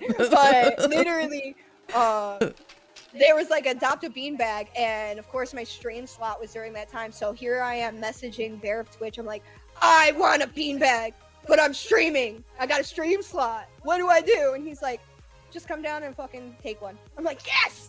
And I love that. Pick it up. I shit you not, I went around to each beanbag that caught my eye, and I was like, I tested it out, and I was like, no, it's not the one. No, this is not the one. It's not the one. This was the one. I love that. That's Stuff brilliant. that shit, Tetris that shit into the car, drove home with it. Love it. I sleep in that thing all the time. It's brilliant. All the time. I'm perfect size for it. Yeah. And that swing. I actually do fall asleep in that swing sometimes too. Yeah. Swing looks comfy. It is. That is my decompression time. Like, that's where I journal. I'll like read a book. You know, relax. Yeah. I love that. Okay, so you said when you started on Kick it was really welcoming and stuff. Like when did you start on Kick? I think you said earlier, but I've lost track. I started 2023. Okay. Yeah, 2 years ago. 2 years ago. 2.5 years. So a lot's changed on Kick in 2 years. Yeah, because I was part of that second wave of streamers that like came onto. Yeah, it was like summer joined 2023 because I was June 2023. Yeah. And a lot of people who come on the show That started was like the third wave. that Yeah, there was summer. a third wave Yeah. was in the summer. Because I was at the end of the second wave. Like, I barely consider myself second wave, but people are like, no, you were there. I'm like, okay. I'll just shit. I'll just say it. So, what do you think are the biggest improvements that the platform has put in place since when you started? I don't really like to get into the politics of the platform usually. I will admit that. That's all right. You can say as but- much as little, or answer Right. it however you feel comfortable. Improvement wise, there's improvements. Don't get me wrong. There are definitely improvements. Like, we all see the improvements. We see the improvements to the site. We see the improvements to the app. To the reputation as well. I think that's quite an important one in the 2 years. That is honestly, that is probably the biggest one. Yeah, I think so. The improvements are the reputation and the partnerships and the growth that Kick has done as a platform, as a brand itself. Yeah. Is quite fucking impressive and motivating because, like, I'm only a 2.5 year experienced streamer and I'm at the level that I am. Like, honestly, a lot of that has to do with not so much Kick being the platform itself, but Kick, inspiring and kicking ass. Yeah. Literally. The opportunities that they put out for streamers is so inspiring. They have, and not even just that, but they have more promotion. They do. They have more promotion in every aspect. They are variety wise. Like, we got them in UFC fucking arenas. The logo's there, right? We got the fucking F1 car. Yeah. And the F1 car Lego. Yeah. Like, do you know how excited my daughter was over that? She's like, I love that. Lego has Kick stickers. So cute. Yeah. So, Yeah, the reputation's a really big one for me because, like, Kick Conversations was actually born out of, it was like kind of March, April time last year, right? Must have been around about when I got Kick Pics. I do on my TikTok, I was doing, like, I say streamer tips, right? But I'm not like an expert. They were very much in my style of, right, here's me. Your experience. Here's me, like, I'm buckling shit together the best I can and keeping it going, but here's what I've learned and here's my thoughts on it. That was kind of the vein of my streamer tips. But I was out there trying to find more people who were on Kick, find more about Kick on other platforms like spring last year, and there was just nothing but insanely negative shit. Everywhere I looked, there was just nobody saying anything positive. And I was like, at this point, I'd been on the platform for 10 months and I'd had the best time and I'd had nothing but good experiences. And I came from Twitch. I did Twitch. I'd experienced both and I'd had nothing but incredible experiences and a community and a welcoming and streamers helping streamers and the platform. I'd had Kick Pics, so I knew what kind of opportunities the Kick were giving to small streamers, and I was so frustrated and pissed off that there was nothing out there, that my brain started ticking over on how can I share how fucking awesome the people are here and how we are just genuine people who want to create content and are taking advantage of a platform that gives a shit about their creators. Yes. And that's where this podcast came from. Truthfully, it's the motto that they started off with. Now, I feel where some of the, regression side of things for Kick, we kind of semi-steered away from that motto, which is this platform was created for streamers, by streamers, right? Like, I feel like, for example, we kind of all saw on Twitter about the whole Discord thing with the first class and phase 2, phase 3 partners and stuff like that. That's what I'm getting at. Yeah. Okay. Taking them away. This is my input, and I've been very silent on it. I don't really speak up publicly about something unless I really feel strongly about it. Even if I weren't friends with a good chunk of those people, those partners. This was clarity for anyone who doesn't know. When Kick have just made a new Discord server. And they've switched everything over to a new one, and in doing that, they have eliminated They had a chat. They had channels and sections and areas for those phase partners who helped mold this platform. Really, they had their areas in there that they could still have input and be listened to and be a part of things. And those have, as far as I'm aware, And been that's why I feel taken like, away.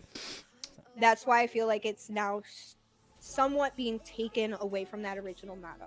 Because if this is the platform for streamers, by streamers, and we have First Class, because First Class has a different name, and rightfully so, because they're the first faces, guys. They're the first faces of Kick for And a lot of them took a big risk coming over here at that point. It was a huge brand risk to come to Kick if you already had a community somewhere else. Massive. Some of them had no choice because of bannings, wrongful bannings on Twitch, right? But regardless, it was still a big risk because everyone knows what happened to Mixer. Everyone kind of knows what happened to Facebook fucking streaming and gaming and stuff like that. A new platform is so fucking terrifying. And a lot of these people, this is their livelihood. This is now my livelihood, right? So, like, when you mess with your livelihood, it is the most terrifying. I'm shaking thinking about it. And, like, it is one of the most terrifying things. And to be asked to be the face to represent that is a big fucking deal. So to have their voices taken from them, and phase 2 and phase 3 partners have their voices taken, I feel like those were the bigger streamers, our Kick big streamers that spoke for us smaller streamers. Yeah. They were the streamers for the streamers. They still are the streamers for the streamers. Just because all that happened, they didn't stop doing what they've been doing. They're hurt. A lot of them are hurt. I would be too, rightfully so, valid. They feel like their voice got taken. I understand that. I'm a yapper. Take my voice and I'm be hurt, right? But they still are true to themselves and they're still out here actually helping and guiding and doing whatever they need to do. Yeah. For the Kick community, not just their own. Yeah. And they inspired a lot of us to do the same. Like it was people like that from those First Class and the early phase partners. It was people like that caught my eye and really inspired me to and helped me understand the whole logic of, like, by growing my stream, at the time was a tiny little stream, by growing it I can help grow this platform, and if everybody does that, then we can have something fucking incredible here. And that understanding only really came from getting to know some of the phase partners. So they did a lot, but they're never, they will always mean something. They will always be the First Class and the phase partners, especially to those that they, no one can those take of that us away from them. Those of us No that one they can did take inspire, that they will always be that for us, even if Kick has had to take that. I find it a hard Those are one. the queens and kings of They Kick, are. guys. They absolutely are. That's our royalty. I find it a tricky one because I have a lot of, like, personal feelings about it, but I also kind of understand that Kick is a business, and as things grow and step up, they have to change. Things do change. Yeah. What honestly, I'm never afraid to speak my mind about these things. One of the things that really pisses me off with Kick, and everybody knows how much I love it here, but their lack of communication is the biggest fucking issue, because they never even told the partners this was happening. And if they had had a conversation with them first, then the feelings would be different. They never told anyone. Exactly. I mean, just I have would a say conversation. The lack of communication is a big one, because Yes. even during Kick Road, the communication, like, there are so many loopholes. Let's be real, okay? There were so And many people fucking loopholes, and they exploited took the advantage. shit of the yeah. We'll just say that's the same person with the hate raid, okay? Oh, really? What, the same one that did the... Oh, okay. Wow. And you want to know what? Well, there was a lot of talk about me that went around. My mouth stayed shut. Yeah. It's the best way of being it. I don't give a fuck. Truth Yeah. always comes out. The truth always comes out.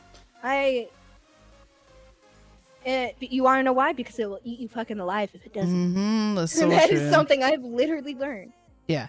So- Yeah. And Bert's saying there, to be fair to Kick though, Twitch isn't communicating to anyone. No.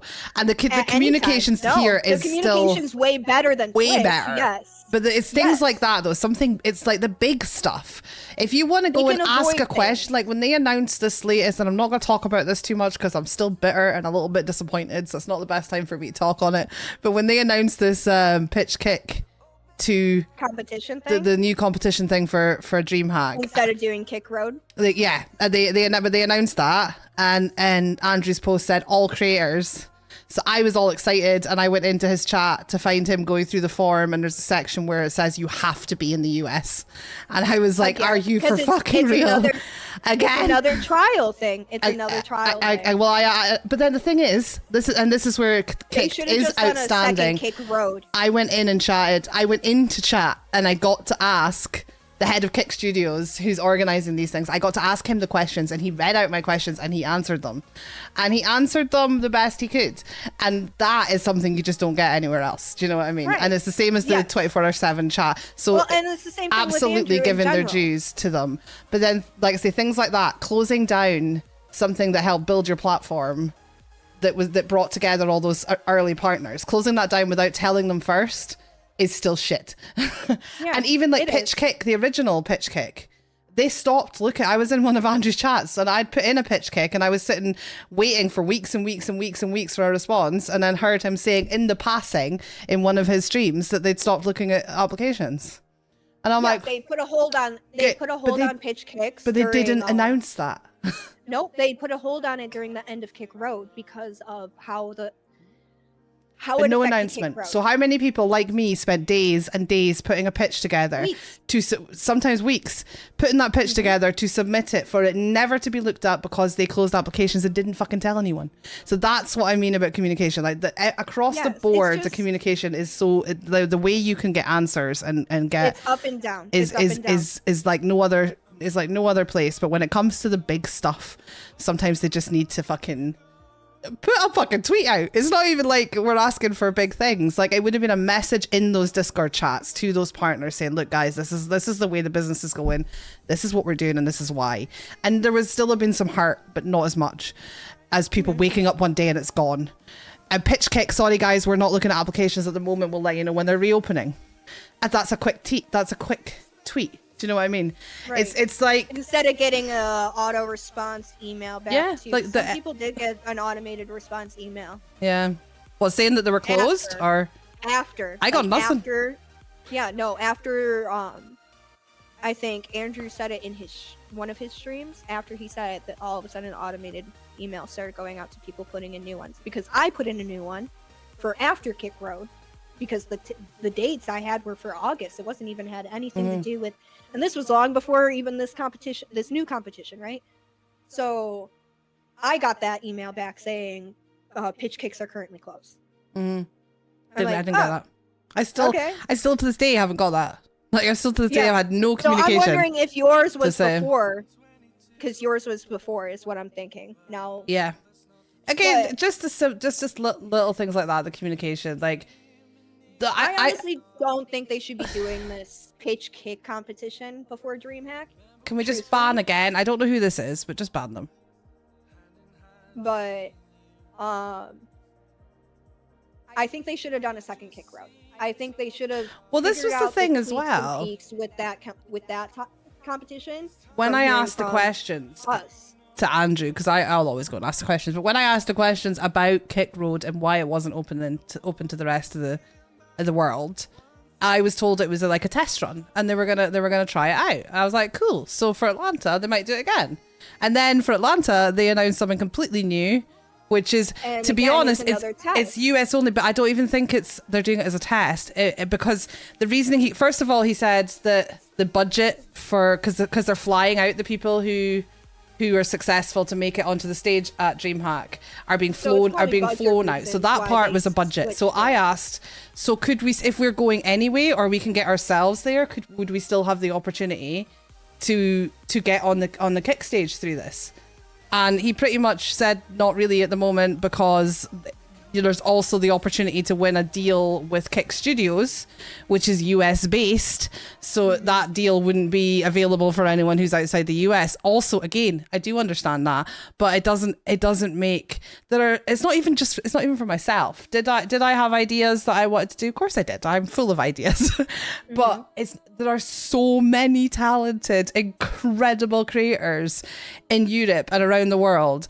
And I just feel like sometimes you just, I love so much what Kick does, and they do more than any other platform, but you're missing out, guys. You're sleeping on it. I hope at least what they do is they start doing these competitions for like DreamHack's Stockholm, right? Is that Stockholm, but then Kick are not sponsoring the European DreamHack this year. So you can understand how being in Europe, you start to feel a bit like, well, what about us? It's like you're like over here, like. Because my original plan was to go to Stockholm. Yeah, exactly. That is exactly how I feel.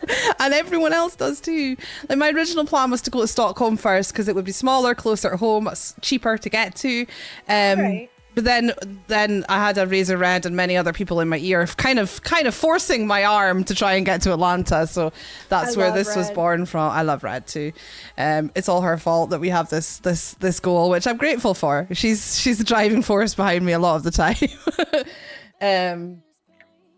But yeah, when I then found out that they weren't at Stockholm, I was even more like, well, I think some Kick creators are still going, and there's a possibility of Kick having a presence there, but they're not sponsoring the event. Last I heard, a Kick booth and stuff like that. they're not officially sponsoring it like they do with the American ones. So I kind of wanted my first experience of one of these DreamHacks to be like with Kick properly. So but yeah, it's understandable. We just feel a little bit left out on the edge, but it just drives me on to do more, I suppose. But you know, even like with this latest one, have an extra little category for the rest of the world that doesn't include a Kick deal. Have a rest of the world slot, or have a couple of participation. Yeah, these slots on the stage at Atlanta are like, they're an hour or too long, and you've got an entire convention for 3 whole days. You know, have a handful of slots for the rest of the world. You know, that doesn't include entry into the, you know, we don't want our flights paid for. It doesn't include entry into to winning the thing. It's just giving us an opportunity to have something to strive for, to be a part of Kick at DreamHack. That's ultimately what we want. Exposure. It's more of the, we want the exposure. Like these conventions, yes, one of my favorite parts of these conventions is seeing all of my friends, to be honest. I could give a shit if I'm streaming while there. Because like that's a whole different type of stressor and shit. Also, I've done it twice now. The first time I did it was like day one of the first slots. Don't ever do that. Don't ever sign up for one of the first slots on day one of a DreamHack, especially if you have anxiety issues, guys. In a place that you don't know, but. The second time was way easier. It was the last stream slot on the last day. But ultimately, like, us as content creators, us as live streamers, because there is a difference between live streaming and content creation. And I don't think a lot of people know that. For example, I'm more of a live streamer right now than a content creator. I do not make videos really often. I'm teaching myself. I'm learning the ropes still on that. It's something that I just don't have experience in. I am not technology smart. I am a dum-dum when it comes to this shit. So with reading comprehension and teaching myself. I love how you say dum-dum with your accent. It's adorable. Proper fine, darling. Dum-dum. Dum-dum. No, I was smiling because you were saying slots earlier, and with your accent, it sounds like you're saying sluts. That's so funny. So I was like, sluts. I love it. I have such a fucking gutter brain. Oh my god, us too. I say us because I blame the chat. It's all them. Okay. They're very quiet tonight, actually. They're on their best behavior tonight. They're all lurking and listening. It's all your fault, chat. It is. Y'all are the dirty ones. They are the dirty ones. We're not unhinged. Absolutely not. Nope. Not me, not I. Nothing to do with us. It's all you guys. No, not today. The content is what you make it, guys. The content is what you make. But the difference between like live streaming and content creation, like there is a very obvious difference.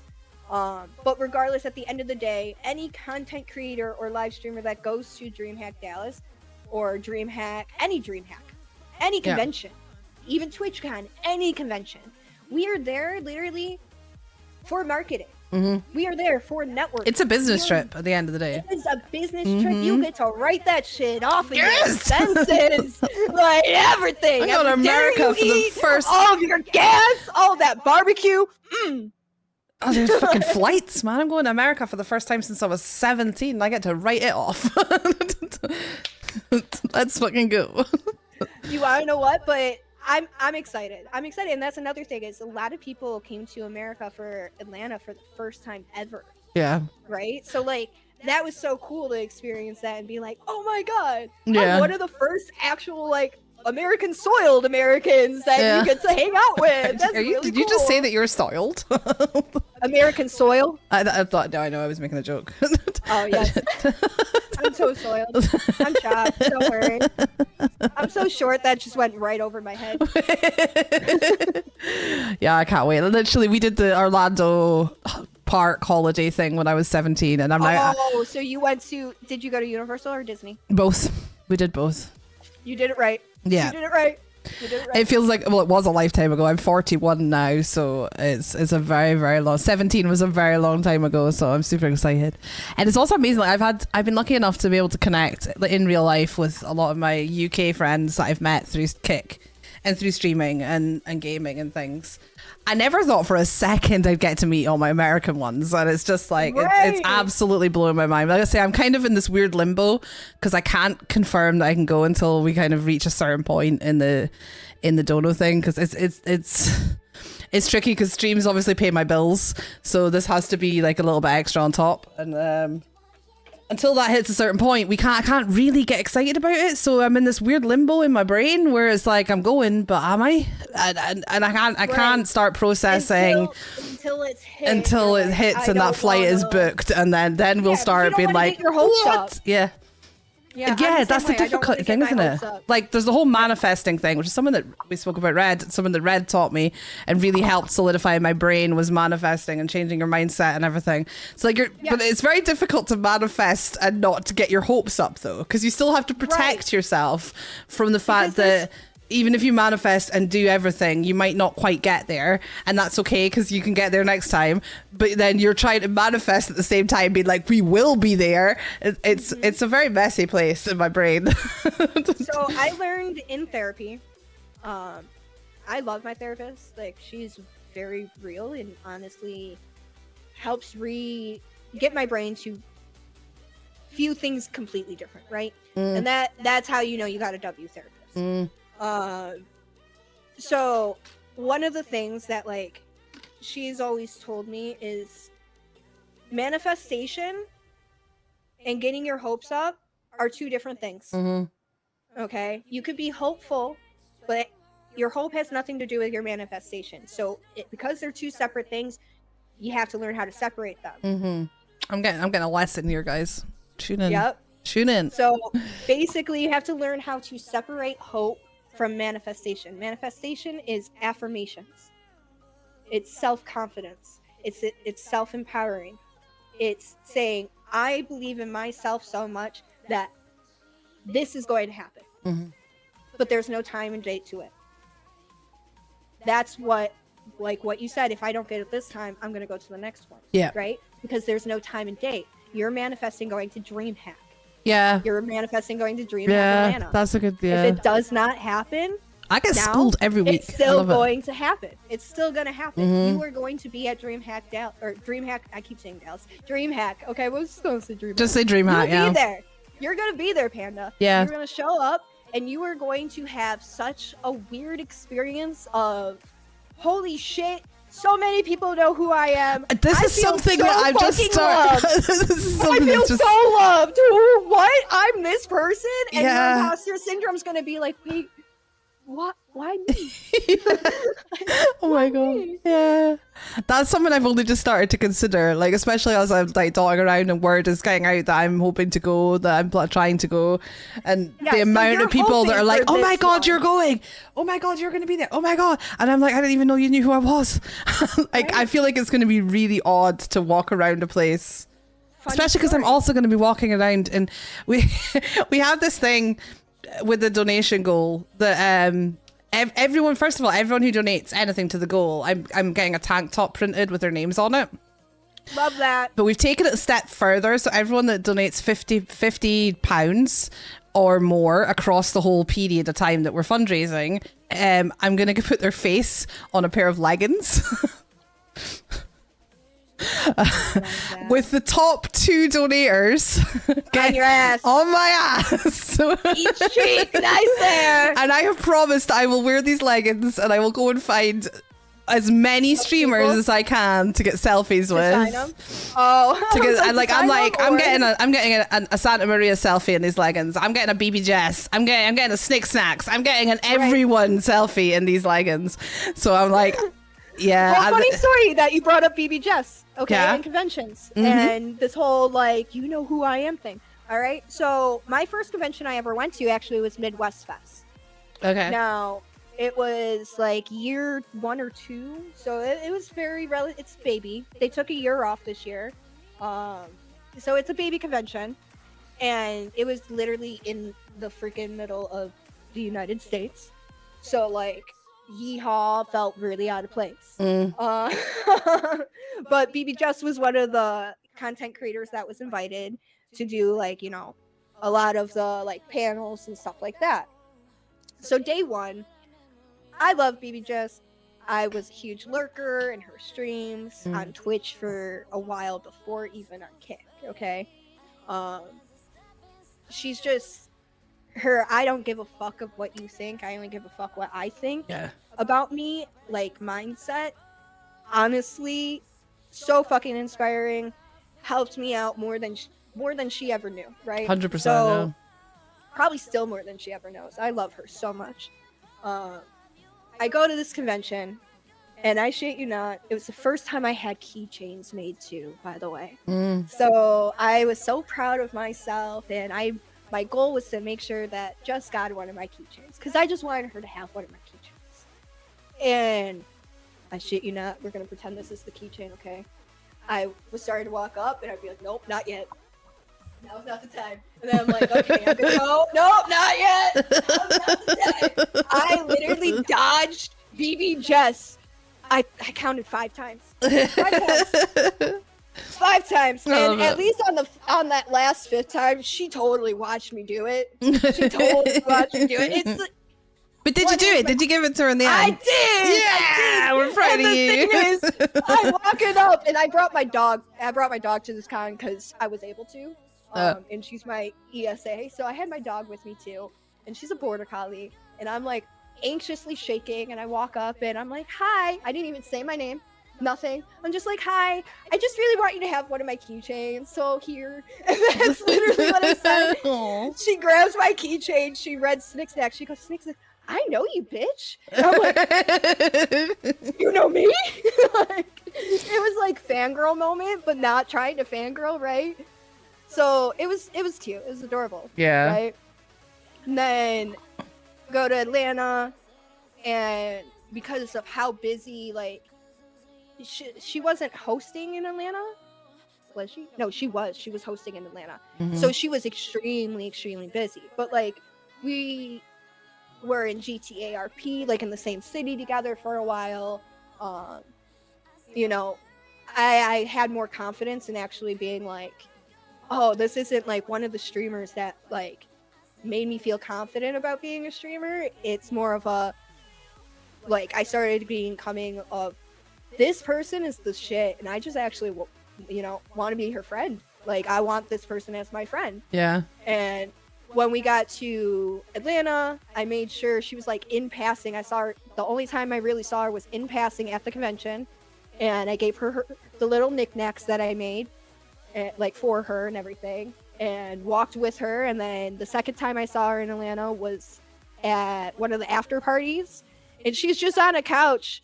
Literally, I could tell she was like getting like, you know, claustrophobic. Because Aquariuses, we all get a claustrophobic. Is she and she's is she an Aquarius Yep. too? Yeah, I Yep. get so claustrophobic. I get so overwhelmed. And it's funny because like I looked at her and I could see like she's just like kind of people watching to like distract herself, and she sees me and she's like, and I was like, and then I got claustrophobic, so I separated myself, put myself against the wall, and then like a few minutes later I see she did the same thing. She went to the spot that I went to because there was no one there. So like that was Atlanta. So when it came to Dallas, like again, like we haven't really had time to hang out or actually become friends or stuff like that, but like I love this girl so much. Like truthfully after Dallas, like during Dallas there was a part, again, I don't know about you, but I love people watching. Okay? Mm-hmm. So Me there too. was a time You always pick where- the seat in the cafe where you get the best view of the Right, people, right? right. Yeah.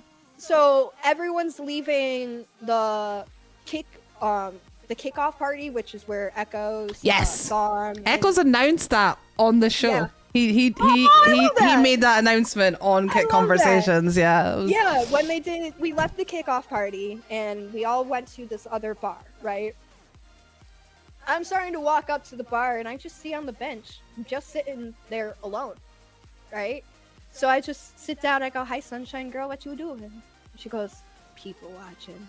I'm like, "Oh, I don't want to go in the bar. Can I people watch with you?" And we just sat there people watching. I love We that. walked up to go get pizza. We got like donuts. I ended up going across the street and sitting like and smoking and people watching. And then at one point in time, I ended up in the background of Action Man's stream Okay. because he was just like walking about. Oh, it's and when I crazy to saw think him- that people like that will be there as well. Like my brain just hasn't Yes. processed that shit Well, yet. and that's the thing. When I saw him, I was like, "Is that Action Man?" And then Yeah. I realized I was like, "I don't want to be on your stream. Yeah, see ya. Other way. I don't want to be here." I'm like, "I'm gonna smoke my joint, put that out, and I'm gonna go back to my Airbnb now." Oh, But it's crazy. It was so funny to see like how far along we've come. Like Jess and I actually, like, I will message her from time to time and be like, "Hey, can I get your advice?" Or I did state my opinion on Twitter a little bit about some beef that involved her, just because like, I'm sorry, you can see the clear difference, night and day shit. Mhm. I would call it like I see it. It's just one of my traits, and like, I don't like bullies. Yeah. I don't. No, I get you. don't. I get you.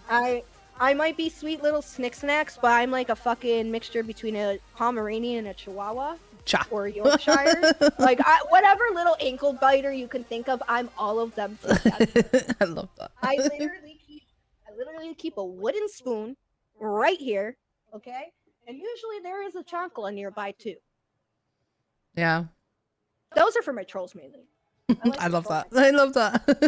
I love to troll my trolls. When they come in asking for boobs, I have a sign that says boobs. I'm Brilliant. like, "You like them?" Okay, so going back to streaming in general, like if you could go back in time to just before you started streaming and give yourself one piece of advice, like just one, but like one thing you wish you knew before you started, one thing you would tell yourself before you hit that button, what would it be? It's funny because I've asked this question to people on Craft and Chat with SnixSnacks before, and I've never really actually thought about it. But the answer. Yeah, for I hate that myself- when people sometimes turn my questions on me, and I'm like, no, that's I'm not how like, this "Fuck, works. I'm not prepared." Sorry, you're the guest this time, though, Snacks. Yeah. Be kinder to yourself. I am that, and that's not even with streaming. That's if I could ever go back to any version of me in my past, it would be kinder to myself. Mhm. I still struggle with that every single day. Every single day. And something actually my father said, and my father and I don't have to, we are growing and developing a relationship now, but we never really had a good relationship at all. Okay. One of the things, though, that he has said recently, during a time where, fun fact, over the summer, I actually almost got infected. I almost became homeless. Okay. And this was one of the worst times of my life. It's when a true fucking miracle actually happened. It's one of the only times I actually truly was like, tried everything that I could do. It was completely all out of my control. And I actually did the one thing that I never thought I would ever do. And I prayed to the big man upstairs. And I didn't pray for, you know, him to save me. I didn't pray for that. I just prayed for strength because I don't think I'm a strong person. You're definitely really a strong don't. person. I'm seeing it more. Yeah, I'm it's seeing my hard own to see strength. your own strength though. Yes, But it's you hard to see definitely yourself are. for anything but that's what demons are, guys. It's the negative thoughts that you have. We about call them mind gremlins here. That's what we call them. mind gremlins. I like that. That's what we I call like those voices in your head, whether it's 'Cause that's what they anxiety really or are. It's imposter like little syndrome gremlins. or Yes. depression, whatever it might be. They're mind gremlins. We talk about battling our mind gremlins. But my dad, he said something along the lines of, no matter what life throws at you, because it's going to throw you greatness and it's going to throw you complete fucking shit. Doesn't matter. Does not matter what it throws at you. That at the end of each and every single day, if you were a better person than you were the day before, that's what matters in life. It matters what you have, the support you have, the people you have. It matters how much you put out, because what you put out is what you receive. Mm-hmm. And if you put out greatness and kindness and you receive hatred or jealousy, that's not a you problem, boo-boo. That's a them problem, and you doing something right. Yep. I love that. I'm so sorry you had to go through that, but I love that that's what you got from Literally, it. a miracle ended up happening the very next day. I ended up having my family again came through. They kind of saved my ass. That's what family does. Yes. And Whether then, whether that's blood family or stream family, that's what family does, right? Because it was a combination of both. Mm-hmm. And then us contest winners from Kick Road, we had to wait a while for our prize money. I did hear that. Like a lot of, and I wasn't very public about speaking out about it. If anything, I only spoke with the other contestant winners, because like I didn't want it to seem like, oh, Kick did this competition and they're not giving us money, right? When in reality, this is what actually happened. That money came from Australia to America, and it was a lump sum all at once going to at least 10 different people minimum. So here in America, they had to make sure it wasn't fraudulent, which means it had to wait at least 30 days. Now, a lot of banks, there are way too many different types of banks here in America. Okay.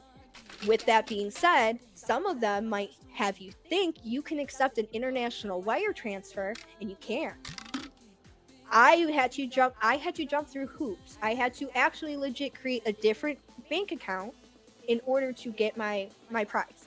I'm okay with that because, again, guys, I'm creating a crafting business. I need a different bank account. That was perfect. It was perfect opportunity. It was motivation to do that, right? Yeah. One thing off of my fucking checklist. Now, the thing is, I did use my prize winning to benefit my daughter and myself and our lives. Then what else would you use it for? Exactly. And I did do one thing because my community, all of my mods and my family made sure that I treated myself at least, because of the simple fact I worked my ass off in that competition, and I had to have at least something to show of it, right? Besides, a roof over my head for X amount of months. Yeah. So fuck it. I'm gonna announce it. Fuck it. I'm gonna announce it. What are we announcing? Oh my god, another announcement, guys! The next big craft adventure, guys, is I will be making custom area rugs, but not just custom area rugs. And I'll be doing all of this on streams. This is my pitch kick that I'm putting out there. But I'll also be making custom keyboard cushions as well. Ooh. So the knickknacks are growing, guys. I They're love growing. that. Do you have like a store that you sell them on online? Do you have like an Etsy store or? Well, that's what my subathon this year. That's the goal of my subathon. Right, I got you. So that's gonna start literally next Friday for me. And That's so exciting. Because I had to take care of bills, I wasn't able to use that money towards my store because Etsy has a lot of rules in their TOS now where you have to have a certain amount to even sign up your store and have it go live. So I have a store, it's just not live. That's crazy. They don't have any of that here. Yeah. I have an Etsy store. It's just the fraudulent stuff. Apparently, a lot of people here in America are scam artists and con artists. It's just it is what it is, unfortunately. Now, I'm also what my goal is not just to limit myself to Etsy. Don't do that. Etsy's actually a pain in the fucking arse, to be frank. So I am going to open and launch SnixSnacks Knickknacks based off of this subathon if I can reach my goal.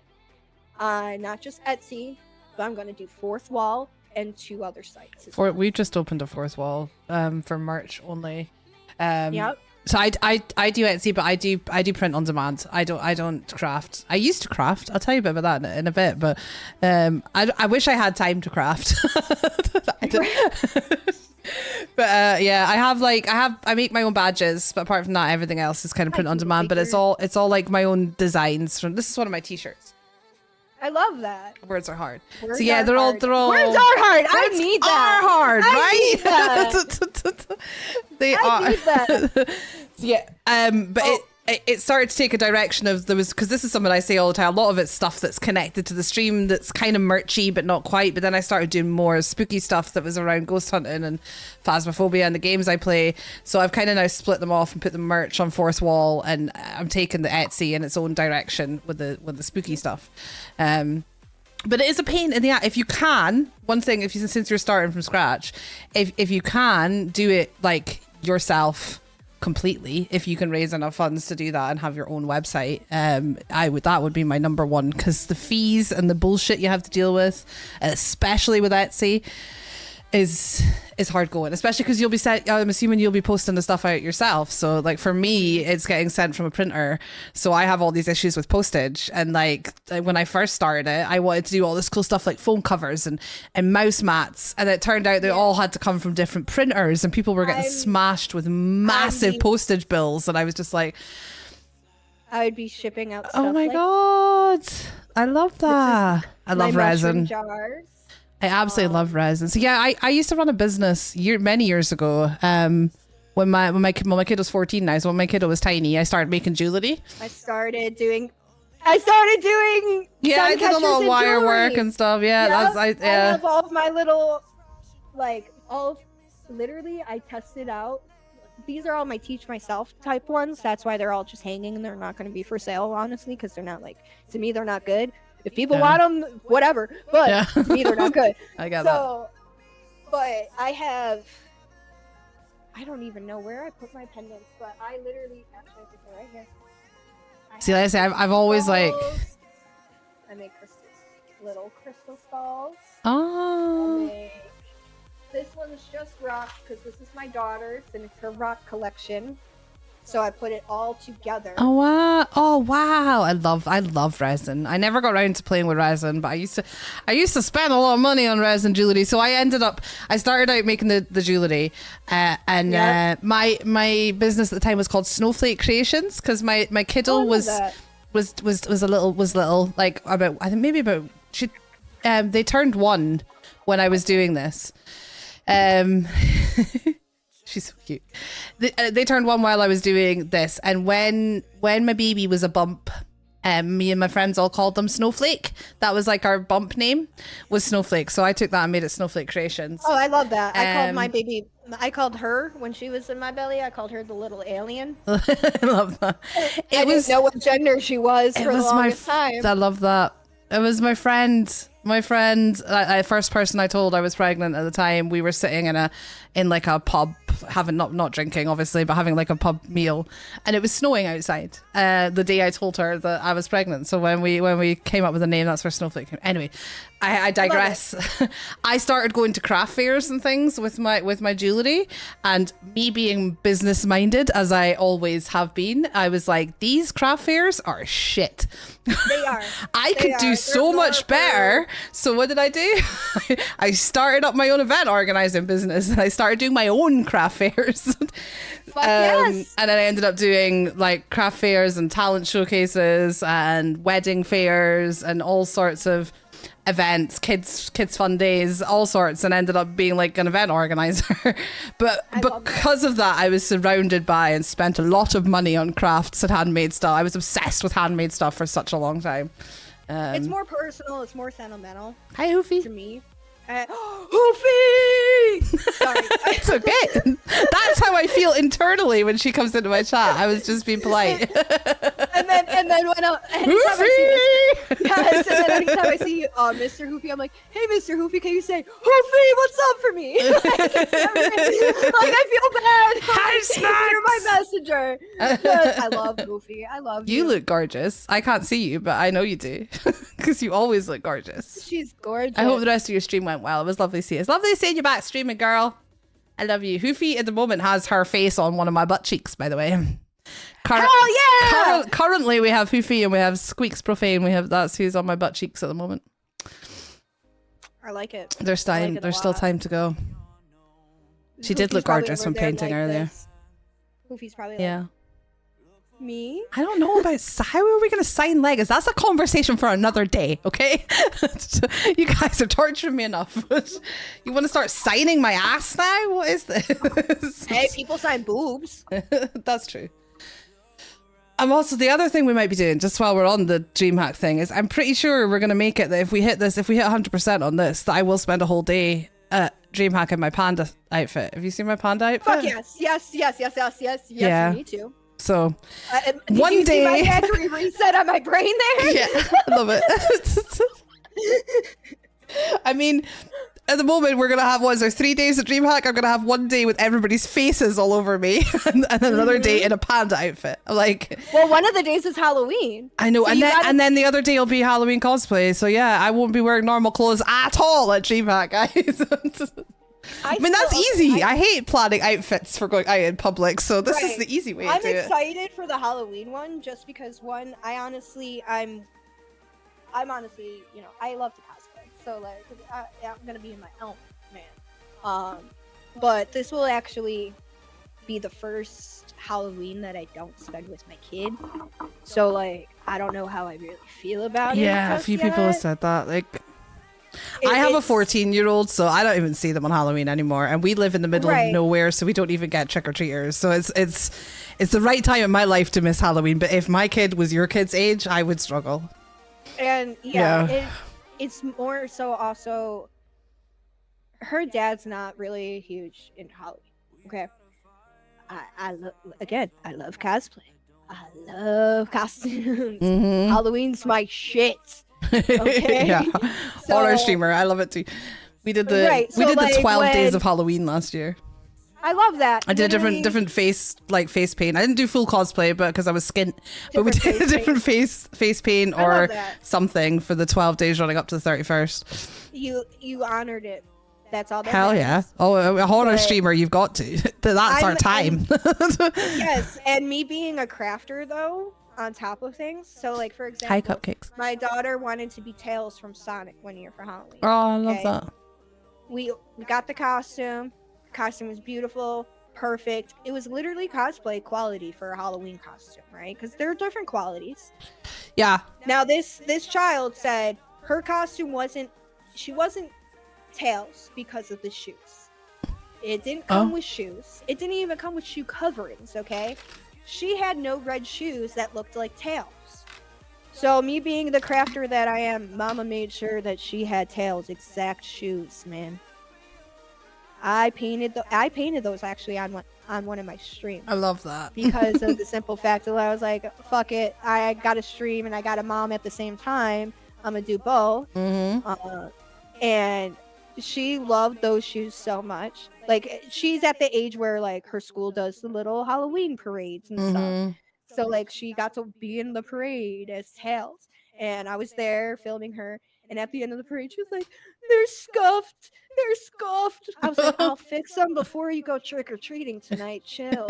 Like, it's I love okay." it. But like, my love for cosplay clearly went into her because, again, for Halloween alone, she needs to be 100% accurate. Like last year for Halloween, she was oh my god, Palmy from Amazing Digital Circus. I have no I idea. don't even really know it. No idea. Either it's something either off of Roblox or YouTube or something, right? But Palmy's a little jester, okay? Okay. And well, I have a border collie that likes round pom-pom type of toys, and the jester hat had 2 little like yarn pom-poms off of it, and my dog ate them off. Oh no. So this made World War III happen, and luckily again, mommy's a crafter.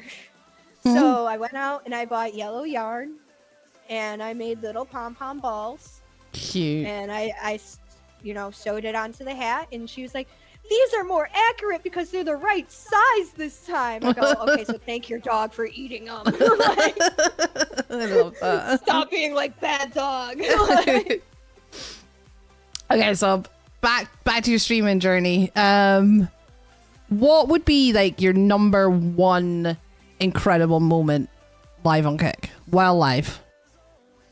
If you had to pick one moment. ooh, that's gonna be hard. I didn't say the questions would be easy. I know, because I have three moments that were major for me. Okay. The first one was getting my first 100 gifted, like 100, right? Like first 100 bomb, whatever you want to call it. Mm-hmm. That means so much to me because it was during a time when I was doing like a little fundraiser type of stream for my daughter's cheerleading, because she wanted to cheer and I couldn't afford it completely, and I didn't have it, the heart to tell her no, so I tried streaming for it. Ended up getting the funds for her entire season from that 100. Wow. Yeah, that's incredible. So like as a parent, like that's a great like moment to have, right? Mm-hmm. Second moment, honestly, was the kick pick. Mm-hmm. Like being recognized by Kick in itself, crazy, because again, I was Kick born. I started from literally nothing. I didn't come here from a different platform with the community. I didn't have this, that, and a third. In my head, I wasn't known. I didn't think Kick knew me. Yeah, exactly that. Like, I did not think they knew me. So, like, that was like, okay, I'm doing something. But I think but it wasn't that. I think right now, in my streaming career, the biggest actual moment is a tie between becoming a partner and getting my KPP. Did you get that because- on stream? Did you find out No. on stream? Yeah, no, me neither. I found out on Mother's Day. It was my Mother's Day gift from Kick, is I how love I that. view it. Yeah. Because I was with my mom when I found out, and that was another thing, is I was with my mom when I found out, and I got that email, and like I started crying. My mom Aw. cried, because for me, that was everything that they all said that I shouldn't be doing. I shouldn't be wasting my time. I shouldn't be doing. I proved them the fuck wrong. I proved my Yeah. family the fuck wrong, and I got their support and respect in the process of it too. I love that. And that's something that I've never actually really had from them. I'm a very stubborn person, and I like to think I can do everything on my own. Oh my god, is that an Aquarius thing? Mm-hmm. Okay, yeah. Oh, girl, that'd be- I'm gonna just tell you all about our horoscopes and our sign, dude. I'm so stubborn, But- and I'm so bad at accepting help, even when it's offered to me. Like, it's taken me till now to start accepting a little bit of help from like my mods. There's been times. There's even in normal life too. There's times where people will offer help. And I'm How's like, it no, I born? got it, and then I realize that's a reflex that I have. It's just a fucking non-filtered fucking verbal reflex that I have now. I'm fine. And I'm good. I'm good. damn. I got it. I got this. It's When fine. in reality, and so sometimes I will actually correct myself. I'm like, you wanna know what? I'm sorry. Yeah, I would love your help. Yeah. I appreciate your Yeah, help, that's actually. something I'm really working on at the moment. Because like I had some mods like reach out and say they'd like to learn about editing videos and offer to edit my videos. And for ages I was like, no, it's okay, I got it. And then I'm like, what are you fucking doing? Somebody's offering to help you with something you have. Like I constantly battling with the time to do these things, and someone's offering their time. But there's like something inside me. One, I want to do it myself because I feel like I can, but I also feel like I don't want to be a burden on anyone else. And then they all shout at me. It's your Aquarius. It's your Aquarius side, because the Aquariuses are humanitarians. So naturally, we think that no matter what, everyone out there, all of us automatically know someone else has it out there more worse than us. We're already so self-conscious about that. So when we're in a tough spot, like for instance with me going and reaching out for like, you know, assistance and stuff when I was struggling with what I was struggling with over the summer, like that was me swallowing up my pride and realizing what my fucking therapist said. She goes, you're too much of a humanitarian. She's like, you are caring about complete strangers that you will never in your life ever meet. Yeah. You don't even know them. So right now she goes, think of them more as imaginary friends versus. She's like, it's okay to be selfish when it comes to stuff like that. It's okay, like when you need help, it's okay to be selfish and ask for help. That's not being selfish. But in our brain, it's being selfish. It's being a burden. It's, again, time is more valuable than money. I don't want to ask money from you. I'm not going to ask your time from you. Like, yeah, that's what I'm like. I'm like, you guys are all so busy. You don't want to be helping me. Like I don't make any money off my videos, so I can't give you any money. So why would you want to give me your time? Because it's so fucking valuable. Right. And that's the battle I have internally.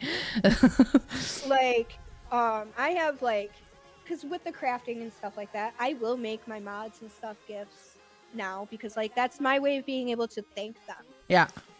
For their time. Yeah. Like for instance, actually one of my mods just popped in my chat, Hellcat. I stopped to see her in person and have dinner with her on the way home. Hellcat. Love Hellcat. From Dallas.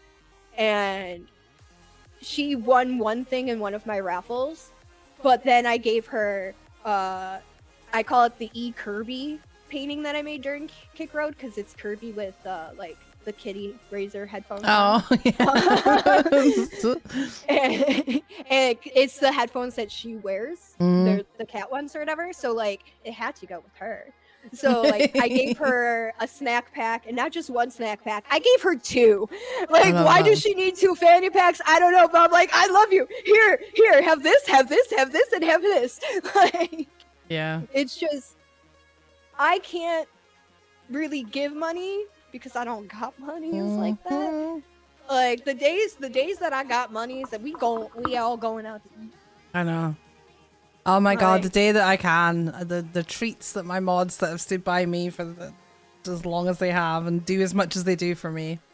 You guys are gonna know about it the day I have money. I know they don't do it for that though, and that's the thing. I do know that, but they're gonna get it anyway.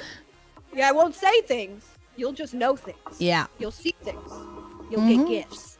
Yeah, there will be gifts. That's actually one of my love languages, is I love to give, like giving gifts. It's such a crafter thing as well, though. Like if you're particularly crafty, it's like a mom thing too. I think it's like, and it's definitely an Italian thing. Like, okay, I might be one of the worst female Italians out there, because it's not like I'm not from that generation where we have to feed food, right? Like, do I make sure you're eating? Do I enjoy giving people food and stuff like that? Like, a lot of my old jobs were like food delivery type of stuff or serving type of stuff, because yes, I do like to feed people. No, I like to make sure that you are loved. And here's the thing. We love many different things, not just food, okay? So if I see something that you love and is a little thing and not a lot of people will notice it, I'll notice it and I'll get you that or something similar, or I'll make you something similar for it. And that is how you know I love you. Yeah. Like, actually love someone. is because of the simple little things. The little that I things that you notice, and yeah, I get that. I totally get that. Okay, so those were your best moments. What would be your hardest, most challenging moment while live on Kick? Oof. Okay, have you ever done a subathon before and not even hit like one milestone? Oh no. It's rough, innit? I've done sub goals and not had that. I haven't done a subathon and not, but I had to don't do many subathons for that. That's the fear we all have, right? And it was. But it was legit. And it was funny because the subathons that I did prior to that, again, this was also in my first year of streaming. So I didn't understand, honestly, subathons, like why people split them out or do them only once a year or once every couple of years. Like, this was honestly, I did a subathon, then I did that donation-a-thon for, to raise for medical treatments. And then, like, 4 months later, I'm trying to do another subathon. Okay, like, the timing, timing is so important with it, yeah. It also appearance-wise, PR-wise, yeah. right? It made me look like, I need money. That's not me. Like, I'm sorry. We're all humans. We all need money. We're not gonna beg. We're not here. We're not just here to beg. We right. Yeah. Right. I'm not a beggar. No. I am not a beggar. I just, in my brain, subathons were fun. I had fun. They're a whole lot of fun. Yeah. I had fun doing my first one. I had fun doing the donation one. And so I was like, all right, we're gonna have fun and make money. Like, whatever. Like, it's a double win. It was a loss. It was a loss. It was an L. And it was only an L because of the fact that it affected me here. It wasn't an L because I didn't get the subs or didn't hit my goals. It wasn't an L because I didn't have fun, because I did have fun until the end of it when I realized, oh, that timer's about to run out and I didn't get shit. Yeah. Because that is when it started affecting me mentally.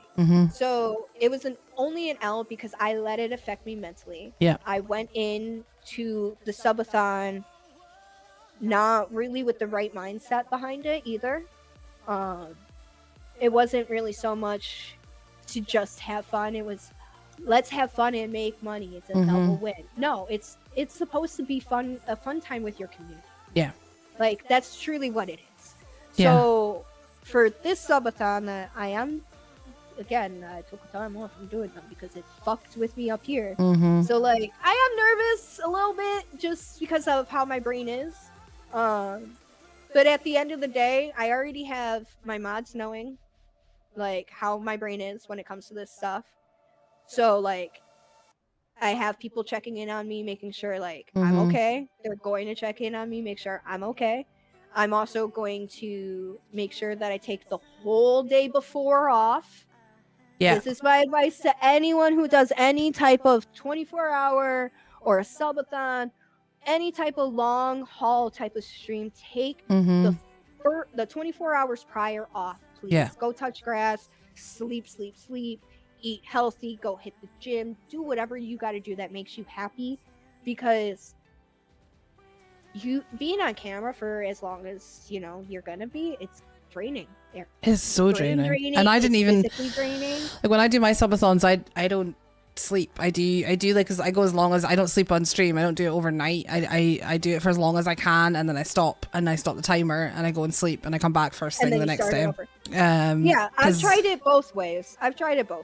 But I suffer from a chronic migraine condition, so I don't like the sleeping on stream thing. It's not for me. I can't imagine doing that. It's weird. And I also kind of feel like it's I know this is nothing against anyone. This is just for me. If people are paying money for that timer to go up, then while that timer's running, I should be entertaining them. Yes. So when I slept on stream for my subathons, my timer was paused. Yeah. See, you could just put the camera off. Right. Yeah. And that's where I got that concept eventually, where I was like, why is my camera even still on? Like, if I really just need the like the stream live, fucking put on something other, watch party, whatever. Yeah. Like, But it's doesn't finding have the to way be to do me it that sleeping. works for you as well. That's the thing. For some people like to Yeah. do the sleeping thing, and that's totally fine. It just Well, and wasn't for me. also, if they do the sleeping thing, because I did have an idea, because I saw another streamer do this in the just sleeping category, because there is that category, right? Right? Weird. The world is weird, but yeah. And what I saw find them that so do, odd. which I think would be honestly a fun thing for their community, and I wouldn't do it every single fucking subathon, is they had like their speakers at full blast. So when someone subbed, their alert would go I've seen off and that. scare That's them one way to do awake. it as well. Yeah, like if you're gonna sleep on stream, do something like that. Yes, yeah. Because then you're still sleeping, but yet you're still entertaining in a sense. Yes. Yeah. Because people want to torture you. Mhm. I don't know why people love to torture us, but they do. It's entertainment. Oh, hi, Shad. I see you in the shadows. Average Shad. A lot Deleting of comments. a lot of my sleep streams now are literally a scene that I have on my OBS. I don't know what that was. It's a really weird face. I just made a really weird face for no reason at all. I was like, I don't know what that was. It was just. It was the Aquarius brain fart. Yeah, so I subathons are tricky. Lo-fi music. I just have lo-fi music on with a specific picture of Jinx from League of Legends sleeping, and literally it's just that. Like it's just a picture overlay that I made and lo-fi music, and that's my just sleeping now. Because of the simple Oh, fact thanks, Holly. Thanks for clipping that. You dickheads. I don't even know what I was fucking doing. Random fucking Twitch going on. Not Twitch, the platform, an actual Twitch. Yeah, so my birthday is in February, and then my stream anniversary is in June, and they're the two things I would normally do like big things for. So when it came to that, I didn't want to do. I did a subathon for my birthday, and I didn't want to do another one in June because it felt too soon. But I wanted to do something to celebrate, and I wanted it to be like a big celebration. So I came up with this idea to do like. We did like unlocks. I planned 7 days of awesome streams with crazy shit to do every single day, regardless of anything. Like no sub goals for these things. We just did mad things or silly games or something that we were doing every single day. But each day had an unlock, and that if like a sub goal unlock. So if we hit that goal, maybe it would be we'll extend the stream to 12 hours and we'll do this extra crazy thing. But if we don't hit that, we're still going to be live for this many hours doing this fun stuff. Doing at least this. And that. Do you know what? I loved it. It took the pressure off my head so much. It made it so much fun, and it took the pressure off how many subs you were getting, and it made it about the fun. Because at the end of the day, we have to think about both. Yes, we want to have fun with the community, and it's a big thing for me to always make sure that people who can't afford to sub or gift still feel like they're a massive part of my community and just as important, because I am that person, guys. I get that. I can't even afford to subscribe to all the people I love on this platform, never mind gift them. It's like I am that person, and I would never want that. I've been in streams where I feel like I'm not as valued because I'm not gifting. I have been in streams like that. One of my moderators, because I have a group chat with 3 of my mods right now to plan this subathon instead of trying to include all of my mods. It's just easier to get that, or to get the 3 that don't stream. You know what I mean?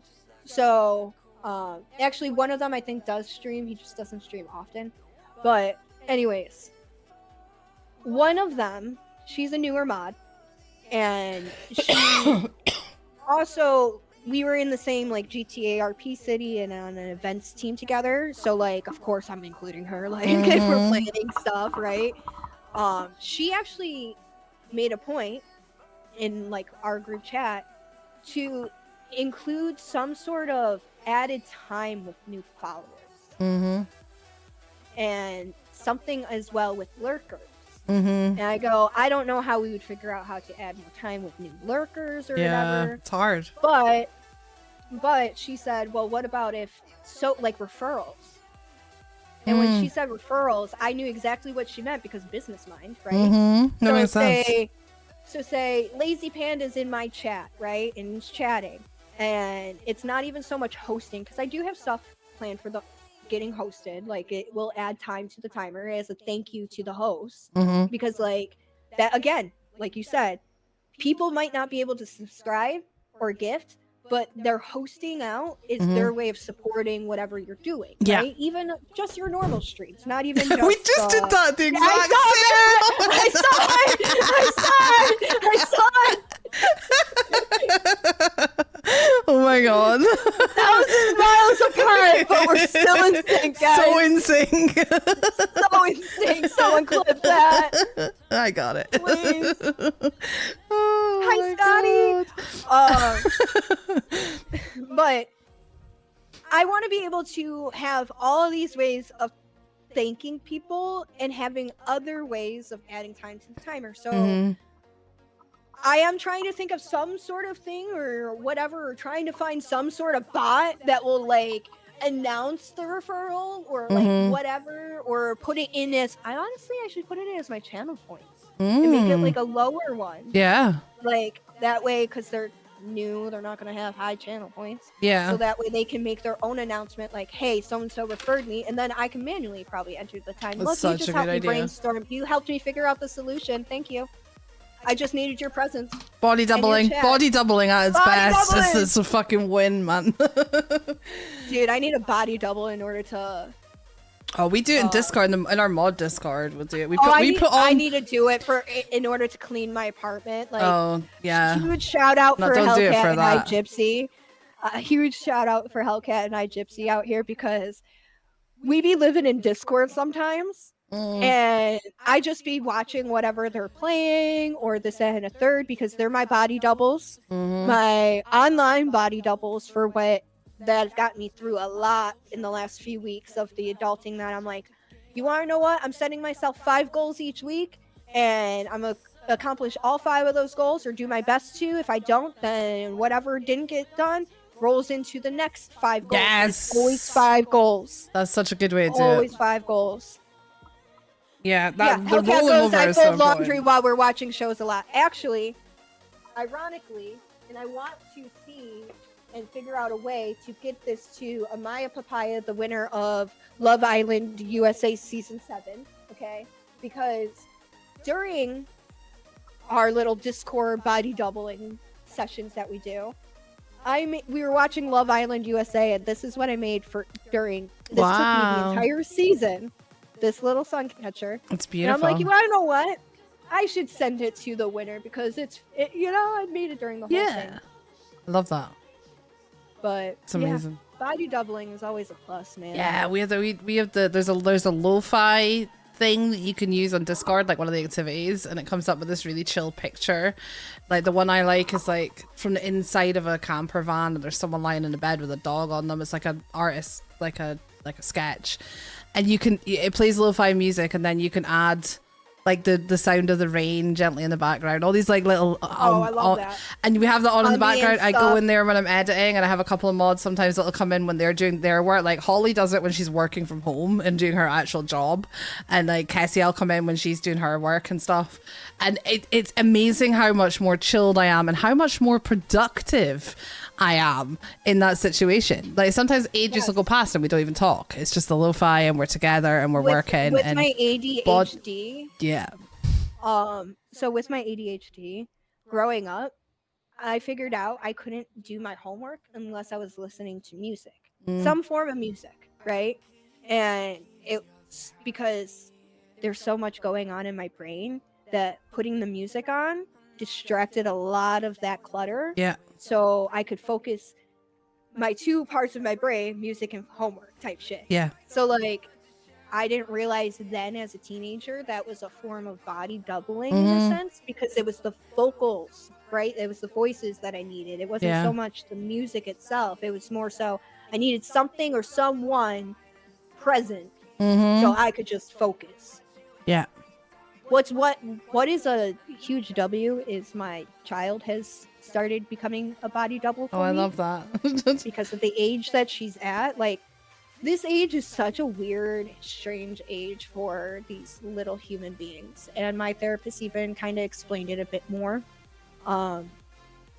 with like child development in general. think of it as all locked doors, their brain, right? And each developmental stages, the door unlocks itself, right?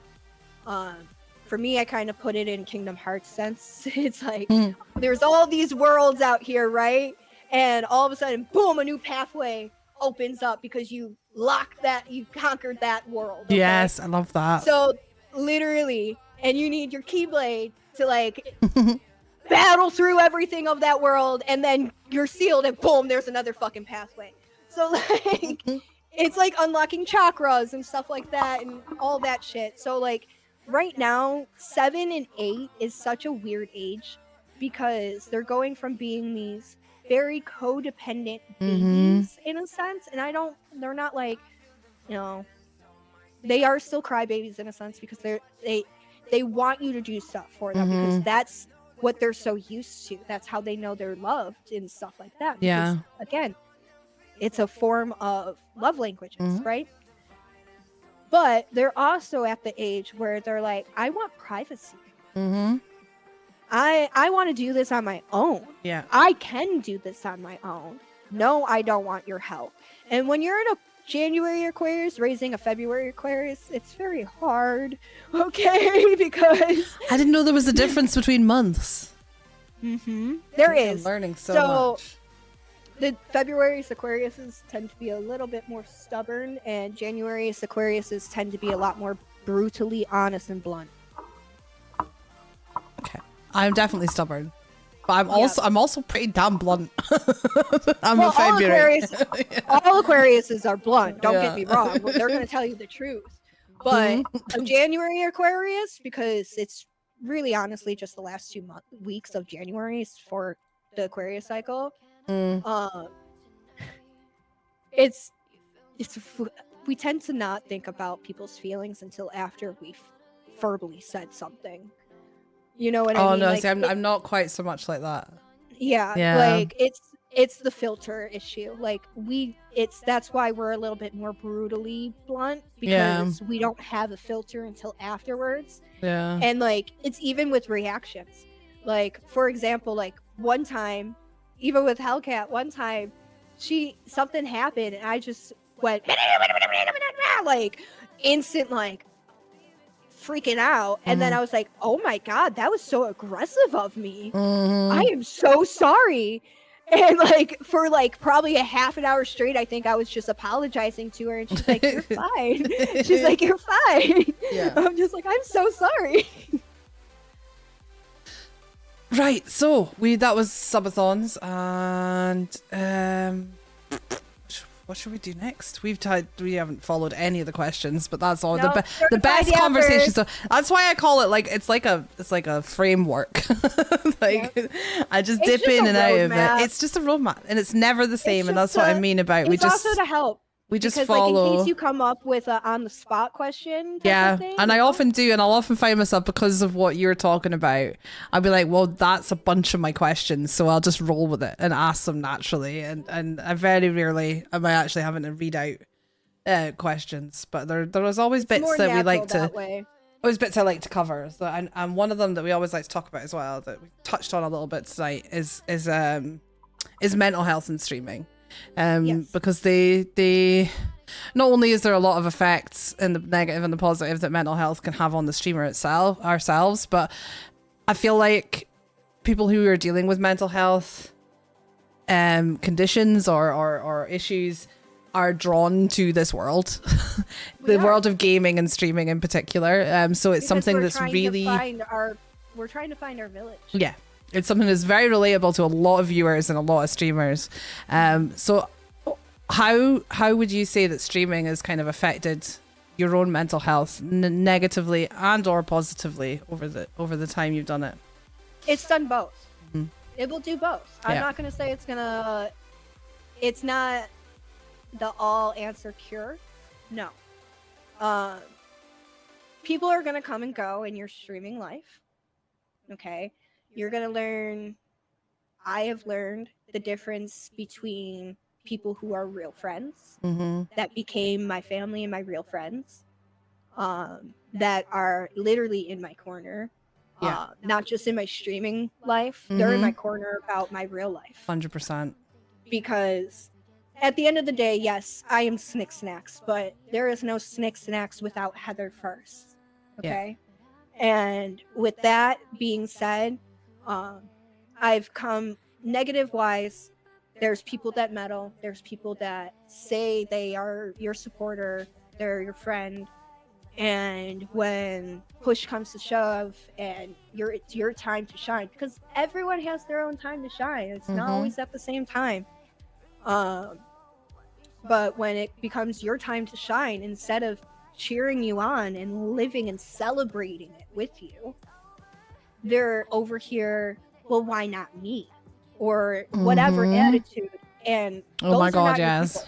Those aren't your people. They're not. Those aren't your people. Those are technically your fan club. They might still be a supporter because they're a fan. They're not your friend. And learning the difference between fans and friends, learning the difference in seeing the signs early on in meddlers, people who meddle, okay? Because I have had people meddle with between me and one of the most honestly important people in my life and to me, and me and that person didn't talk for an entire fucking year. Wow. I literally grieved.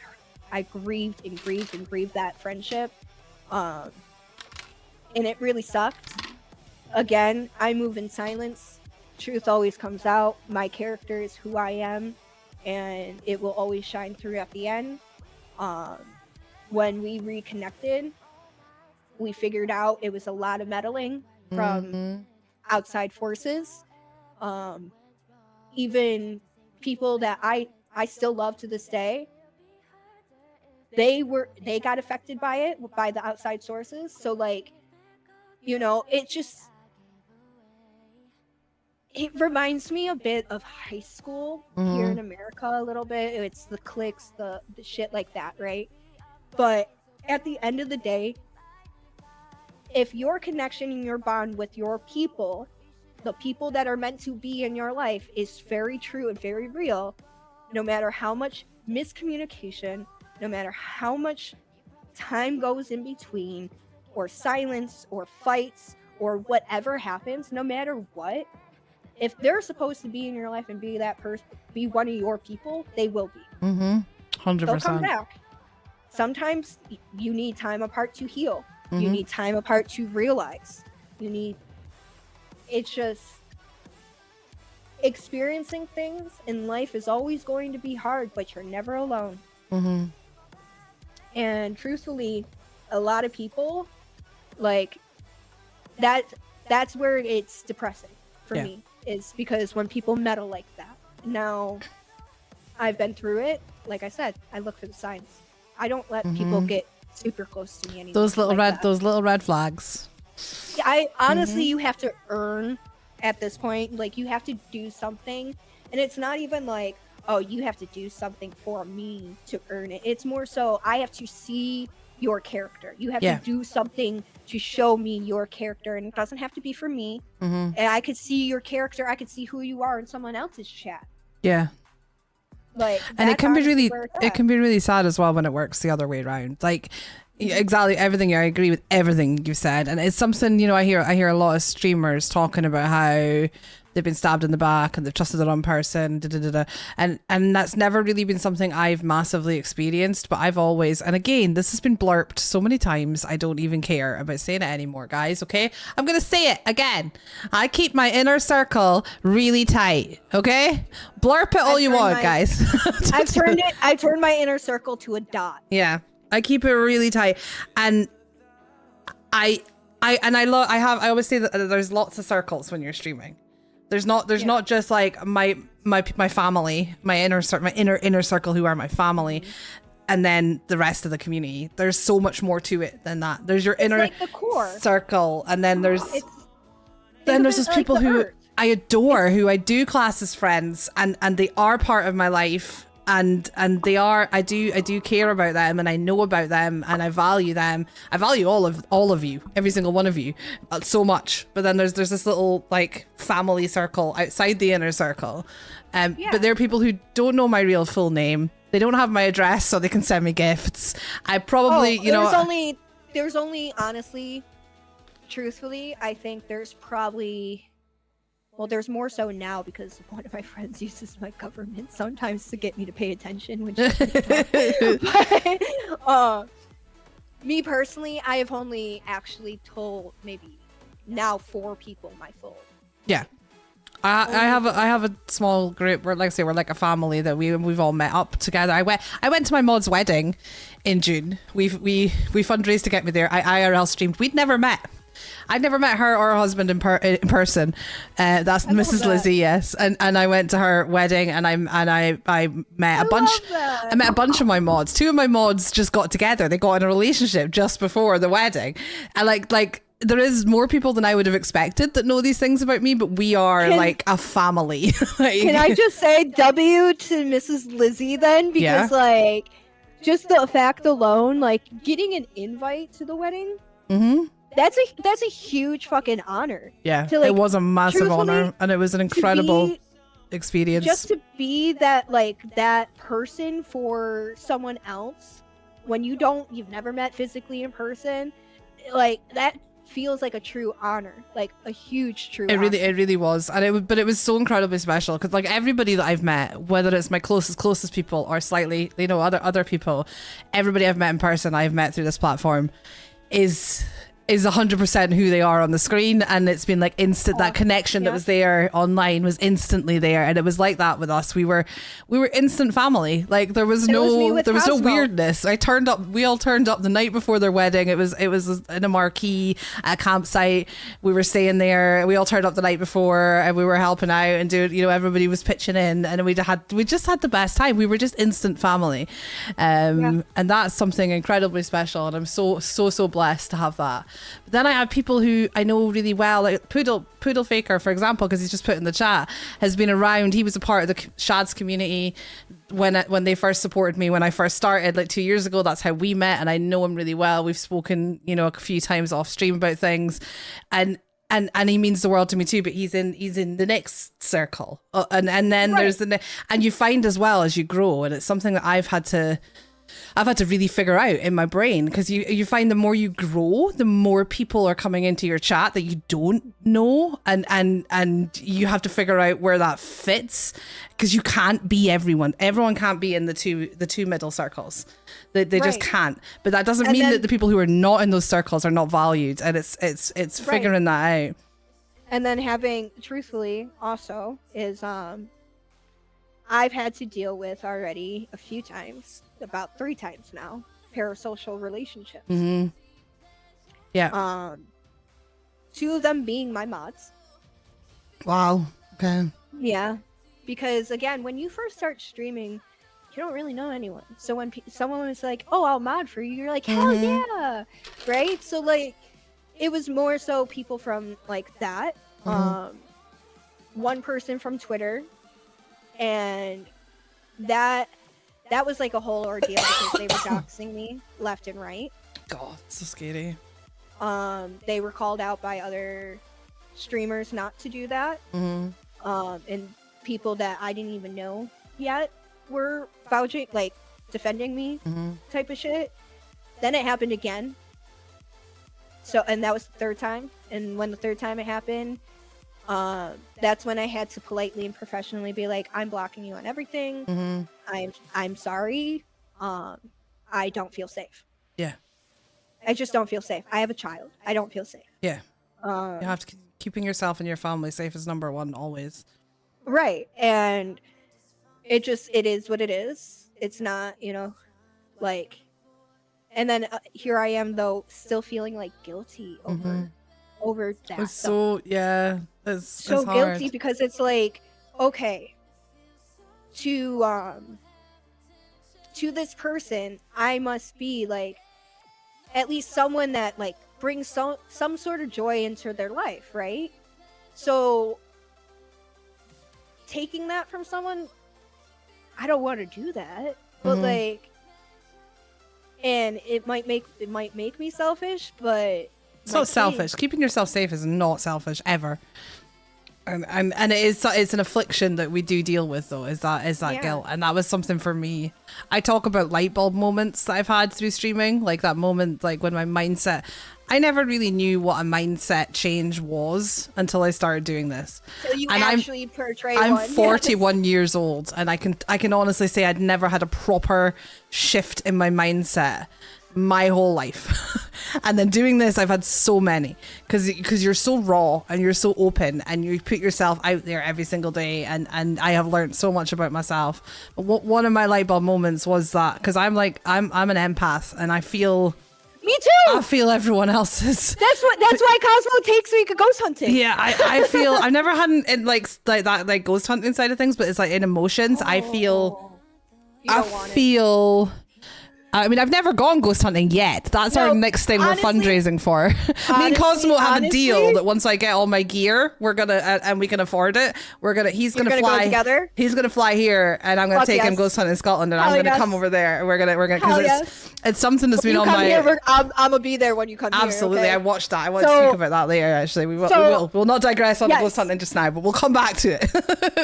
But what I will say, being an empath, you probably have had experiences with the spirits and just never realized it. Yeah. Because when you're out and about and all of a sudden you have a random mood or Mhm. emotion switch and you're like, Yeah. where the fuck is this coming from? Yeah, That is you experiencing someone that is not on this plane. yeah. You're experiencing their emotions.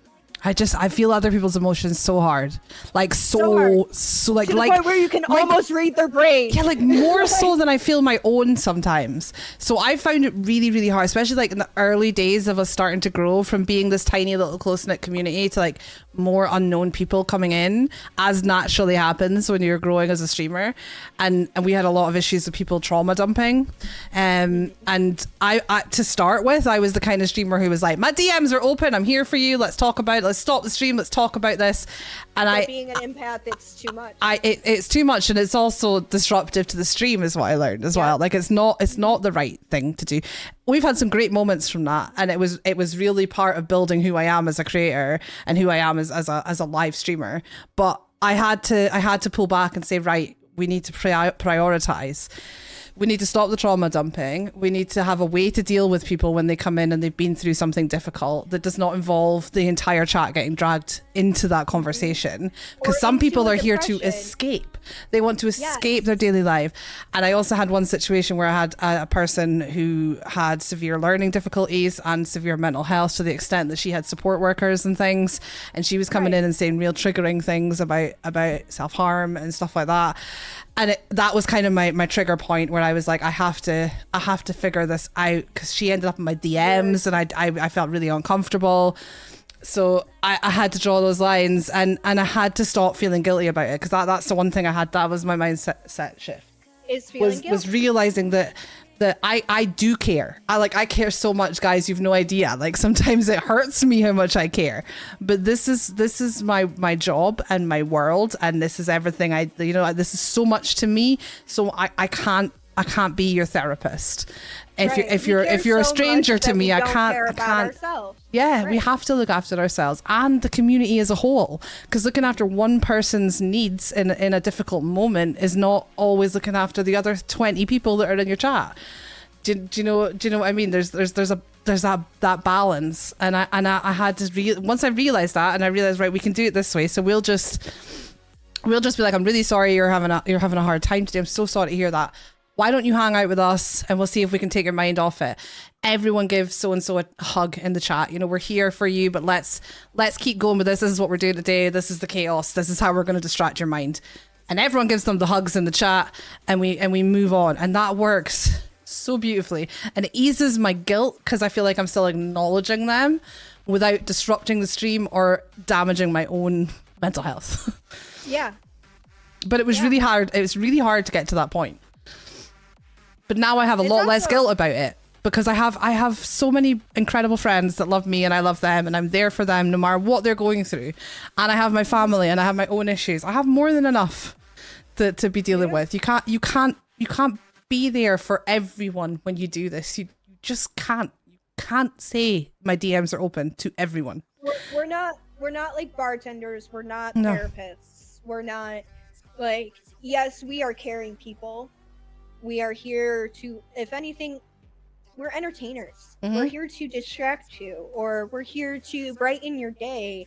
We're here, truthfully, we're not actually really here for all of y'all. We love all of you. And we love that you guys all show up for us. And it keeps us going. It makes us you guys are wanna my show up. therapy, like most of the time. Right. Yeah. Literally. Like, you guys are the reason why we do show up in the end. But overall, streaming is not for me, and I know for at least the people that are around me, that I have around me, streaming is not so much for popularity. It's not so I can have this big following. It's part of the reason why I haven't multi-streamed yet. Like, I've actually had conversations with Andrew. He has told me so many times that I need to start multi-streaming, and I'm like, oh yeah, I'll do it when I want. You do when you're ready. Because of multiple reasons. I have multiple reasons for that. One, I have a squirrel brain. I don't think I can handle more than one chat right now. You can put them all in one, but yeah, because I'm the same. Yes. Yeah. But two, I'm technology dum-dum. Oh, it's easy. It's easy when it works. Half the time, but then now that we're partnered, you're limited to what you can do. Yeah, I do TikTok and I sometimes do YouTube Shorts, and my YouTube one hardly ever works. But then I hardly ever get any decent chatters on YouTube, so I'm like, yeah. Right. And TikTok has a lovely, if you use the studio, it has a lovely little transparent chat that I can put over my OBS right next to my other chat, so it's like having one chat. But I do have TikTok Studio. I just haven't done it. Yeah. It's definitely amazing for growth. Half of my, half of the people I just spoke about who are in my inner circle, a good chunk of them came from TikTok originally. But it is definitely something. Before Twitch, I believe. Yeah. It's definitely something that you just have to do when it's right for you. It's not right for everyone at every moment of your journey. Nothing is. Right. Like I said earlier, nothing is cookie cutter doing this. When the time is right, you'll know and you'll do it. It'll be one of those moments like when I first started streaming where I'm like, fuck it, I'm gonna do it. Yeah. And I'm okay with that. There'll be a reason and the time will be right, and that's fine. You can't just do it because everyone says you should, because that won't have the right results. And I'm gonna say this right now, for one of the most impatient people in the world, I am patiently okay with waiting for when the time is right. Yeah. So weird to say that. Yeah. But it's a double conundrum in a sense, but it's true. It's another way of protecting yourself as well, though. Like we develop so many ways to protect our own peace, like without even realizing that's what we're doing. We find so many ways to do that, to take care of our peace and make sure. For me personally, before I start multi-streaming, my goal is personally to get more content. Like, not more content, I have content, right? But what I'm saying is to put my content out there more, to actually start utilizing YouTube Shorts and to start utilizing TikTok because of, I do the K-pop dances. Dance, like, that stuff pops. You would pop on TikTok for sure. Oh, my most viewed videos are me dancing on TikTok. I don't do dancing on Instagram. And I'm like, okay, I see something, and I do have plans. Like, I'm literally going to be making a little mini dance studio. Oh, I love that. In my apartment, because of the simple fact alone, growing up in dance and growing up in cheerleading, I realized why I haven't felt so comfortable to make that transition into making that content 100% yet is because I don't have a practice space. I'm someone who likes to practice and perfect. I'm a choreographer. I used to be a choreographer in the cheerleading world. I got paid to come up with dances and shit, right? So, like, for me, practice makes perfect. So I haven't purchased them yet, but I have them in my little Amazon cart for literally dance studio mirrors. I love that. The whole 9 yards, so I can practice and do all that shit. Like, I really want to actually, it's a talent that I have. It's a skill that I've always had. It's something that that I love, and it brings me mental clarity. I can spend 3 hours learning it, not one. I can learn honestly, this is actually one of my milestones for my subathon, is to see how many K-pop routines I can learn within an hour. Because of the simple fact I am a visual learner. Yeah. I can watch a dance once and honestly probably almost nail it to a T. See that now. The one thing I will say about TikTok, right? And I love your plans, and your plans are amazing. But you could literally turn on your camera and learn one of these dances, or even film yourself learning. Use that, and you would have. That's what my plan is. You would have content like you could do it tonight. You could just you could literally knock off like 4 or 5 videos of you doing K-pop dances anywhere, and add a little spin on it that you're a visual learner, and you can pick how many can I do, whatever it is, and you would have content gold. I love that. So I easily love that and you're so quickly. saying this, Yeah, because that is actually the goal with this milestone. Like, it's gonna be one of my lower ones because it's something that I really do want to do, because I want to be able to take clips from that and start with that, right? But another thing I plan to do is, you see all these dances out there, and yes, there are quite a lot of people who teach these dances too, but there's not as many as the ones just dancing. So being a coach, being a choreographer, all of this stuff, I plan on teaching, not just posting. You know? Yeah, so you can do like those videos that teach you how to do it. Do you know what else you could do? Even lives. Or lives as well. But yeah, turning that into a quick. This is the thing though, is like TikTok and things like that are finding quick ways to turn what you're doing anyway into TikTok content. And I'm not just doing it with the dancing content. I'm doing it with my crafting. Love that. I'm now doing time lapses of my dollar store DIYs and stuff like that. I love that. Yeah. It's just being the procrastinator that I am. Yeah. It's posting. Yes. You know The one what thing I would one bit of advice I would give when you're starting out on something like TikTok is to not, I know it's hard for us procrastinators, but it's not to overthink it, and it's to try not give yourself hurdles without realizing it. I just forget to post. Yeah. I just forget set to a little post. reminder. You're right. I have to set timers. Set a timer. I did start asking some of my mods. I'm like, hey, will you remind me to do this? Yeah. Please. Because ultimately the amount, and I'm just as bad, because I've been meaning to do more of, go back to doing those talking, like kind of streaming, winging it streaming tips, I kind of call them. I've been meaning to do them, and I know how quick they are to record, and I still haven't done them. Because I'm like, oh, but I've got to do this first, and I've got to do that first. The reality of how long it actually takes to put one of these video together is nothing. It's nothing in the grand scheme of time, like how long it actually takes. Because it doesn't have to be overly produced for TikTok. It doesn't have to be anything fancy. It really doesn't. It can just be you dancing, add some captions, and you're done. Or it can just be me talking and add some captions, and you're done. You know, and it's remembering that and giving yourself a kick up the bum to take 20 minutes to put a video together that might go viral and get you 500 new followers. It could be that simple. Yeah, like the fact that like some of my videos have gone viral on TikTok, and it's mainly me dancing. Like, it does, and for me, I'm a perfectionist. Okay, again, the choreographer, the cheerleader, all that shit. The shit that I posted is not 100% accurate to the choreography. Doesn't need to be. Sometimes it doesn't need to be, because everyone does things differently. But I am a perfectionist, so I strive to be. Okay, so there is that. There is that. But like, I'll post it because I'm just tired. I don't feel like recording myself doing it again. I'm starting to get in my head. So whatever, this one's the best one, I'm just gonna post it, right? Yeah.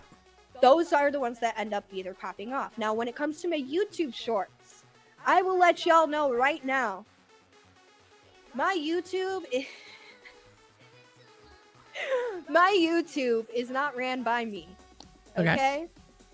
My YouTube is ran by my 7-year-old daughter. I love that. My YouTube, my daughter, not only has been wanting to get into creating videos and stuff like that. So like, yeah, I let her, create them. I wasn't realizing she was posting them at first. Okay. I love that. And then all of a sudden I started getting subscribers out of nowhere on YouTube. And I'm like, what? Why? I only got one video and it has no audio anymore because it was copyright. GTA time. Yeah. I was playing GTA and it was whatever song I was listening to on Spotify. Got the whole video fucking audio taken right out. Shit. Sorry, I had a They didn't take the video down. They just took the audio out.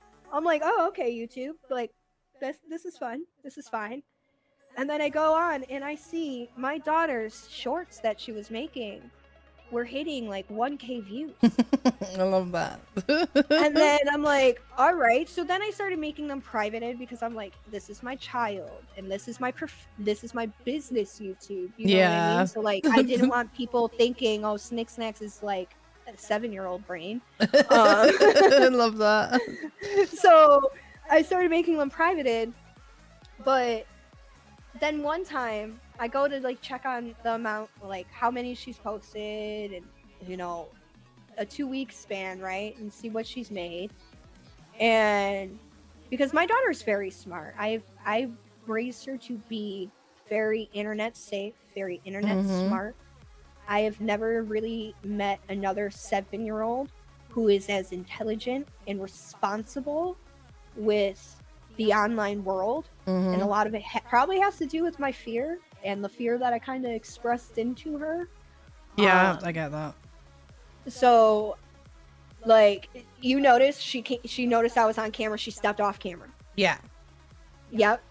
And there are times I'll let her be on camera, but she had her swimsuit on because she was swimming earlier, and she had shorts on, and it wasn't like a bikini or anything, but because she still had her swimsuit on, in her brain, I haven't told her not to do stuff like that. In her brain, Yeah. oh, I have a swimsuit on, I can't be on camera. Yeah, I love that. That's smart. That's That her is own smart. brain, right? Yeah. So like, I'm a myself for that. Absolutely. But so I go and I check. So I honestly trust my daughter a lot to be responsible when she's making these videos. And I went and checked on them, and one of these videos broke my heart.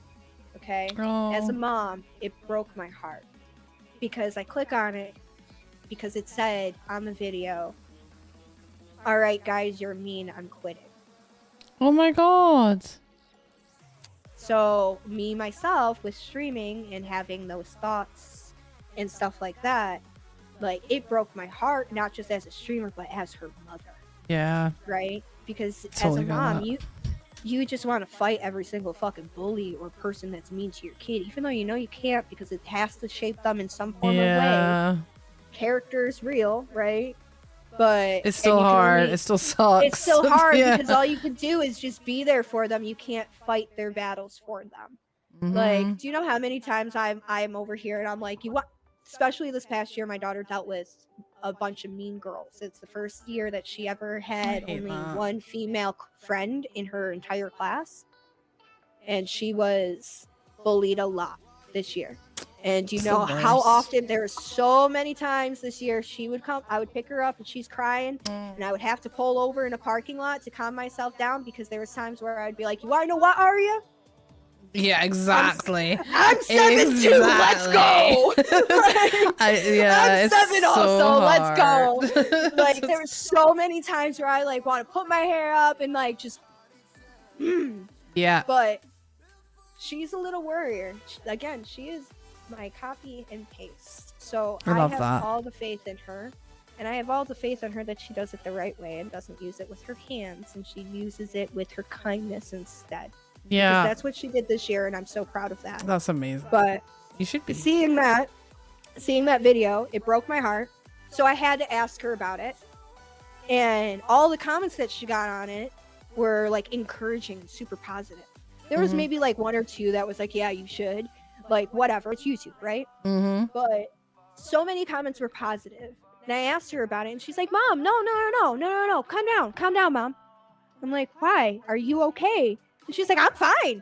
She's like, I just wanted them to click on the video. It was clickbait. It was clickbait. She's a fucking natural. I was like, my daughter just fucking clickbaited the internet at 7 years old. I'm like, I don't even clickbait. And then I realized I technically actually am clickbaiting because I have a 7-year-old as my fucking media manager of my YouTube. That's absolutely brilliant. I love it. But she's also the one that tells me, like, craft-wise, like, what's in. Like, she tells me, the trends, like, with the resin stuff, like, Cake Road entering that contest. Mommy, you really should, because everyone loves resin art. Not just adults. Kids like it, too.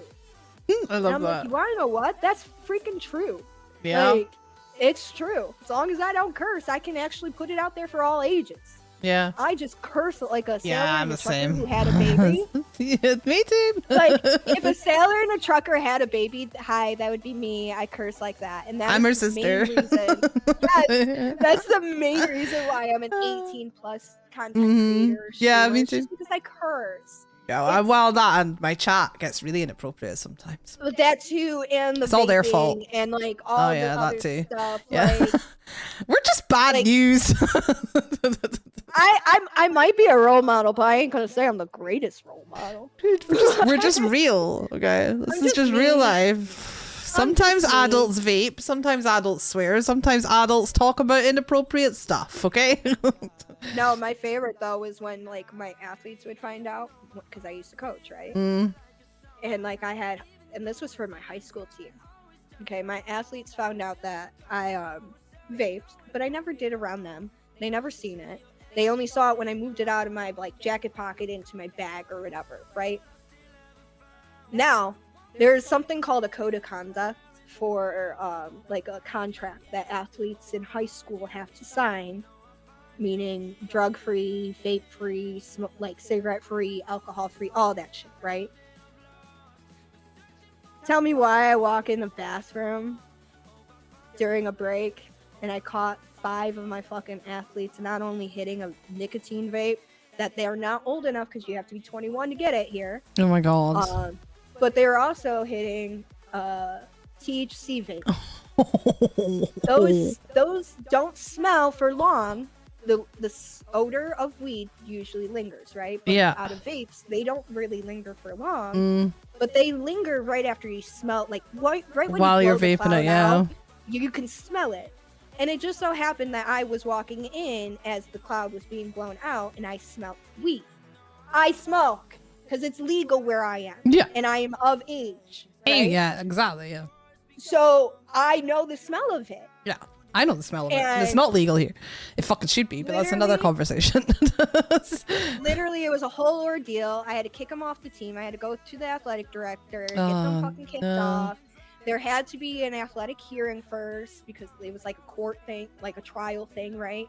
Just because like they had to present their side of the story. Their argument was, well, she does it all the time. Why can't we? And I go, when have I ever done it in front of you, around you, or on school property? 0 times. When have I ever done it at an event or a competition? 0 times. I go, what I do on my free time that I'm legally able to do because of Exactly, age yeah. is not an excuse for you to do it too. Right. It's not like you've ever seen me do it. So after that, there was a new rule put in place where like you couldn't even have these on you on the property anymore. A-okay with that, because you want to know what? Covers the coach's ass. Yeah. They tried to get me fired. Fucking hell. By the way, they tried to get me fired from a volunteer job. Oh my god. Fucking kids, man. Teenagers. Teenagers. Like when they think they're invincible and they like Yeah. I just look at them, I'm like, what in the next generation of Karens? Like the fuck? I'm like, I love bye. that. And like two of them were my captains, right? And once I Nightmare. kicked them off the team, it was a nightmare because once I kicked them off the team, like about 8 more of them quit too. So I went from a team of like 26 kids to a team of 14. And I would gladly take those freaking 14 hardworking kids over any of the other ones. Even the one that couldn't technically cheer or participate due to academics, like they were failing like 3 classes or whatever. I literally took the time and went and talked to their teacher and said, look, this kid has learning disabilities and is falling in between the lines here. It Yeah. happened to me. I need you to just pay more attention and maybe their grades will improve. Yeah. Guess what? That teacher paid more. I didn't ask them for any favors besides pay more attention to the kid. Just pay more attention. You'll see it. Because I could see it in the cheerleading, in coaching, right? Yeah. So, and sometimes it takes one to know one, right? So, literally, that teacher paid attention. That child's grades improved. The week before competition, they were passing. The teacher made sure to let me know so I could let the athletic director know so that that athlete could participate in that final competition. There you go. Done and dusted. Yeah, if you're gonna bust your ass, I'll bust my ass off for you too. But love if you're that. gonna use me as a cop out, I'm gonna get you the fuck out. I love that. Right, guys, we're getting kind of close to the ending-ish of this. We're gonna move into some Q&As soon, guys. If you've got questions, now is the time to put them in the chat. Put them in the chat, and I'll save them up. Any questions? These can be questions about streaming that we haven't covered. They can be, do you like pineapple on your pizza? They can be anything at all. Ending-ish. pineapple on your pizza? Yeah, they can be random. They can be quick. They're not like big deep questions. Nice quick fire Q&A. But while we're waiting for those questions to start coming in, come on guys, don't let me down. Get those questions in. While we're waiting for those questions to come in, I want to know about the ghost hunting. I want to, because you did the ghost hunting with Cosmo. That I stayed up far too late at night to watch. I was like fucking Oh my God, 3 in the morning. All of you guys like, overseas were, yeah, I was like, I'm not missing this. TVs at like the wicked hour too. I'm Yeah. like, y'all are crazy. I think it But- started at like 1 a.m. for us. I was like, Yeah. I'm there. Me and Cassia, one of my mods, were in a VC together watching it. So okay, so here I'm gonna give a quick synapse of, or a quick, paraphrase of my experience. All right, I knew where the property was before we even turned on the fucking road. I could just feel the energy, like it just did not feel right. Okay, like bad Mobo Jojo vibes, right? So I'm like, okay. I was like, I really hope Keep we them coming. don't make a left turn here. I was like, I really hope we're not making a left turn on this road here because this is where I'm getting this vibe from. And then I see Cosmo turn left. So I'm like, fuck. So, we pull up to the house, we get out, and you can just feel the energy. And not all of it's negative or in bad Mobo Jojo, but you could just feel something. Like, it was just something was there. It did not feel right. Now, the more dark it got outside, like we were having experiences there from the moment we walked in the door. So this is like during the hours that aren't supposed to be Wiccan hours or spiritual plane access or in-betweens, right? So, because the in-betweens are real, shadows and stuff like that. There's reasons why there's so many folklore legends about shadows and doorways and windows and mirrors. They're in-betweens. You could just feel the energy. Now we start the whole shebang, and you can kind of tell. I know if you were watching, you definitely are going to remember the part that I'm bringing up. But one of the first moment that really stood out for me was when I was joking around, being silly little snacks, and I started doing a K-pop dance. And then Right. all of a sudden, the second that I stopped, because I said something along the lines of, I hope they like K-pop. I don't remember exactly what I said, but all of a sudden, the REM pod started going off at the light pointing like in my direction. So then I was like hyped. I'm like, all right. I was like, and I asked them about, do you want Blackpink or do you want Baby Monster? And Cosmo's wife was like, they probably have no clue who they are. Rightfully so. I mean, they're dead. So Yeah. it's like, and I think you could see that thought process in the clip that he posted go through my head, because I'm like, boom, boom, boom, boom, and she says it. I'm like, all right. So then I do it, and it goes off again, and literally I just grab onto Gypsy because I'm like, okay, now I'm really weirded out. I was joking around about this. Like, I didn't really think they liked my dancing, but it was the children's spirits that were there that were very clung to me. They were very much so clung to me. I did feel being touched at least 3 times. It's crazy. The touching that I felt wasn't like what Cosmo felt, because he felt someone touch his leg and he felt someone sit next to him, right? With me, it truly felt like a little kid clinging to your arm, right? Just like a small little cling, and then like a little grip or squeeze. There was one point in time where apparently I fell asleep. You seem to fall asleep a lot. I do, but I don't. Like, I was tired, yes, but I was not like sleepy. Okay, it was more so. It felt like I had someone kind of just brush my face, and like I passed out. Like looking in the the footage that Cosmo have, you can literally see me like slump out. Like Yeah. I full on slump. When I fall asleep, if I'm truly falling asleep, I would have been like this Mm-hmm. because I can sleep sitting up. Okay, so and during that I had a dream, and I didn't get to express it on the stream or during the event, but I had a dream, and there was a bunch of women there, different eras. It was really weird, but there was 3 children there. One of the children I've constantly seen. It's my own it's a rainbow or angel baby, right?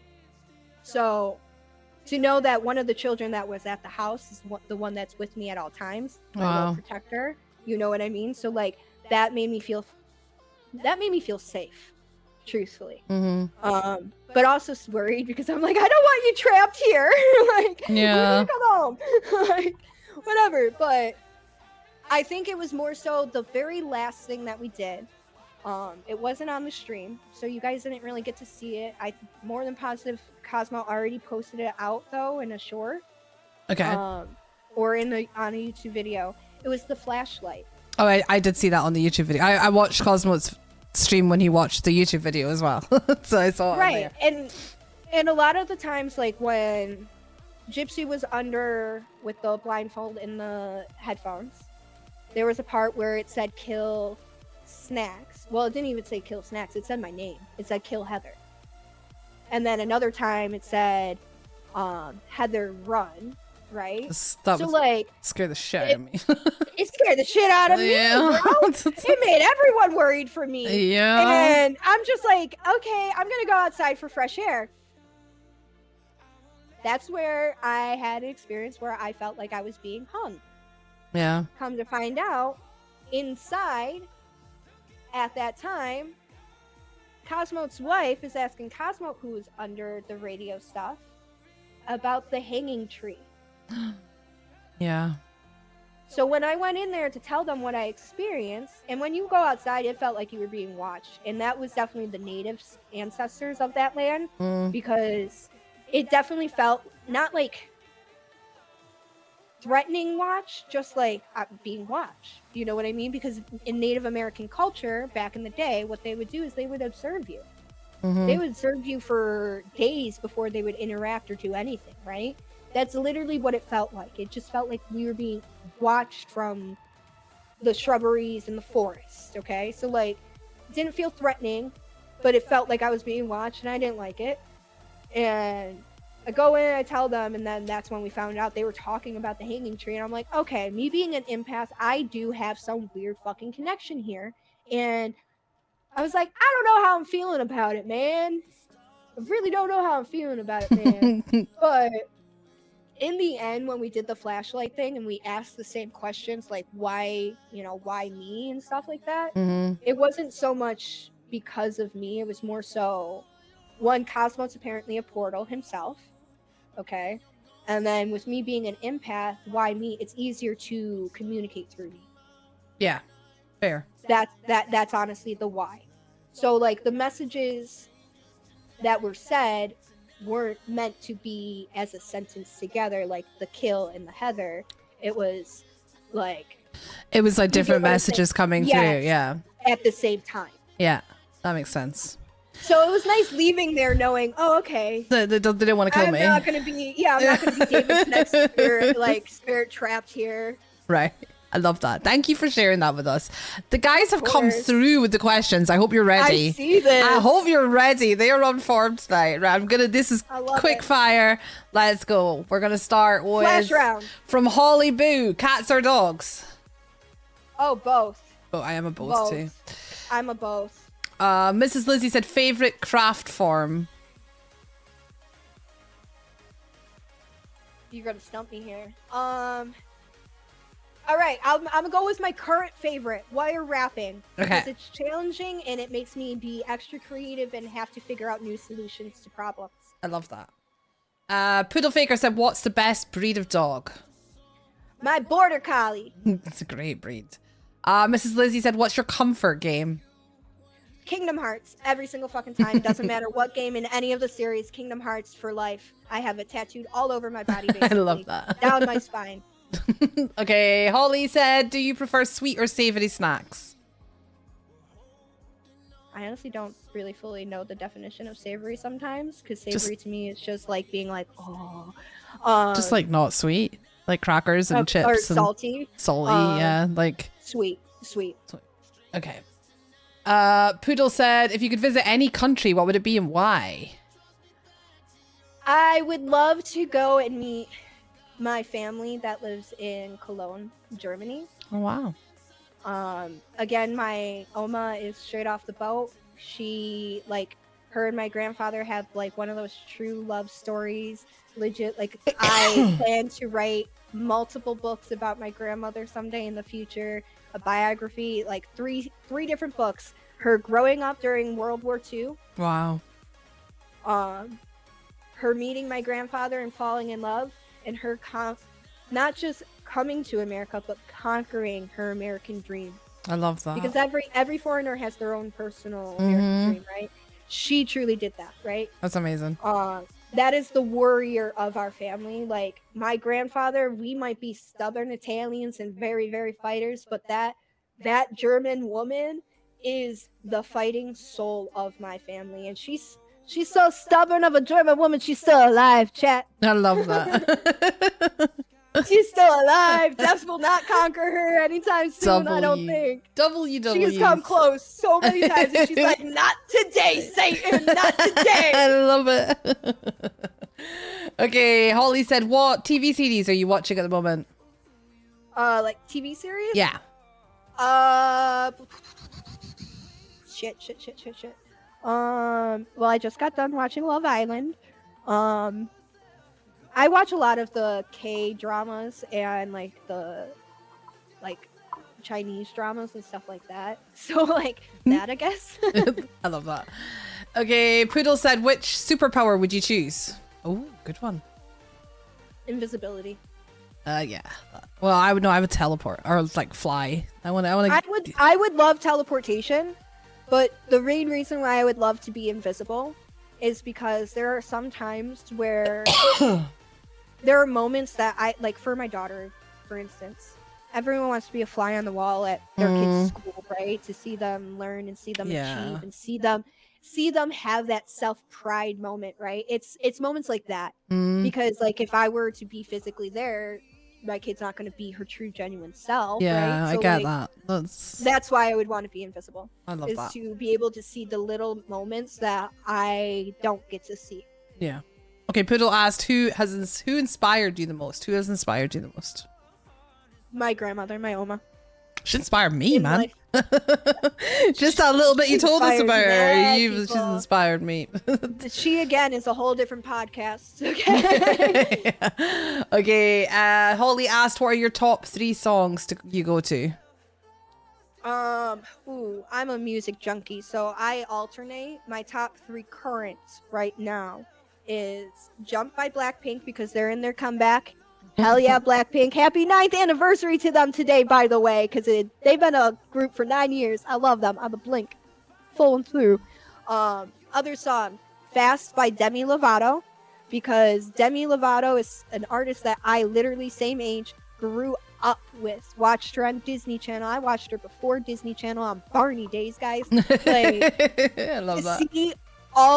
See life was not kind to her, even in adulthood. And to see the glow she has and the aura and the fucking era that she is now in. Yeah. Like, not only any song Demi Lovato puts out is a fucking banger because that vocalist, her vocals is one of the best vocals on this goddamn planet especially from my generation. Okay. Even after what she went through, her vocals are so fucking superior, no one really can cap them. Maybe Ariana Grande here and there, but Demi Lovato is a fucking league of her own. So to see her come back and thriving and just, it's her baddie era, and I'm all for it. Love that. For it. Now the last one, Okay, so we had our K-pop, we had our demi, our normal pop. The last one is actually the entire album of A Day to Remember, their newest album. Because A Day to Remember, I'm not going to show off my feet. I don't do that, but I have one of their song lyrics actually tattooed on my foot because that band has been my comfort band my entire life. It's literally, besides Weezer, my favorite band. I love that. So, yeah, that whole album. There you go. Good question. Yes, I it got a was. River asked, as a crafter, is there something you've always wanted to try but you've never done? Area rugs. And we about to do it! She's gonna do it. She announced it. We doing it! I got my tuffet frame over there. I have to assemble it, and this thing is bigger than me. I mean, it's not that hard. I'm sorry. No, yeah, it's not. I was a cheap shot. I took it. No, it's okay. I'm used to it. I love it. I'm for it. Who doesn't like some roasted snacks here and there, right? It's only because normally I'm the one getting the short jokes, so I always do get excited when I have gotta new pass friends it who are on. shorter than me because there's not many. Hey. There's not many people shorter than me. Lauren Shay LA is shorter than me. Mhm. So I did the same thing to her. And I was like, I'm so sorry. I just have to hit you with everything I've heard. Yeah, I get it. Okay, Holly said, what's the most valuable thing you've learned from being a streamer? Be true to yourself. Authenticity Yeah. is key. And I'm so proud of myself that I was able to pronounce that word on the first try because like her Woo! shirt says, words are hard. Words are hard. Let's have a round of applause for the pronunciation. There you go, look. Hell yeah. If you can't say it right the first time, just say it super slowly, right? Okay, Poodle said, what one thing would you suggest people should try at least once? Oh, this could get after dark. That's just my mind. No. It won't. It won't. Okay. The first thing, I'm gonna just go with the first thing that actually comes to my mind. Everyone should go out and try dancing at least once. Doesn't Dance matter like if no you one's go- watching, they say. Exactly, and that's what I was gonna say. It doesn't matter. You don't need to go out dancing. Mhm. Actually, just go. When I say go out and try dancing, put yourself out there and dance. Mhm. Because one, music is therapy. Dancing, well, working out in general is therapy, but dancing is cardio. Dancing is a form of exercise, and it's actually a form of art in itself because it's a form of fucking expression. Mm-hmm. So even if you think you can't dance, just put something on and be silly, be goofy. Dance yeah. in front of a mirror, make yourself laugh. And even so, if you feel not confident at all, I'm gonna say it. Some days you gotta dance naked in front of a mirror. Oh my god, that's my worst nightmare. No, you gotta do I'll it. do it with my clothes on, quite happily. No, you want to know what? I suffer from, body dysmorphia. I've gone through the process, and one of the things in therapy I learned was to do that. I did it. The first time I did it, I hated it. Absolutely hated it. The second time I did it was one of those moments where I was just crying, and I was like, fuck it. I hate how I look, so let's dance. I love that. I love And that. I did, and I felt really better afterwards. So There you go, guys. sometimes you just gotta, There you go. Okay, Holly It's just said, it. if you could be a fictional character, who would you be? Kyrie from Kingdom Hearts. All day. I just wouldn't be so damsel in Nice, that distress was quick. like is all. Super fast there. Love that. I think they've only got one question left, and it's a silly one. Poodle said, I'm bald. Can I have your hair? Please. I have a shit ton. You want some? Your hair is gorgeous. It really is. Thank you. No night, I Lizzie. appreciate Thanks for that. being here, babe. No night. We love I you. appreciate that. My daughter has my curls, but my curls aren't. You lurk away, weebs. You're good. I'm not at her level of curly haired anymore because those. Your hair's so pretty. Thank you. It's just growing up when I got to middle school and high school, I wanted straight hair. Oh yeah, everyone with curly hair Everyone wants had- straight hair, and everyone with straight hair Well- wants curly hair. But it was also the era. It was the early Mm. 2000s where everything was pinned. Everything, straight everyone was and, like, straightening it super within an thin inch of- eyebrows. Yeah. And I never did the super thin eyebrows. These are all natural, guys. Like, this is not Love it. makeup. These are nothing. Like They I are can lovely still- eyebrows though. Mine are I like got some giant. nice I rock my caterpillars, I ain't giant gonna one. lie. Oh, they're not as big as mine. I hide mine in the front with bangs, as you call it. Oh, I used to have a unibrow for a good chunk of elementary school. Oh, no.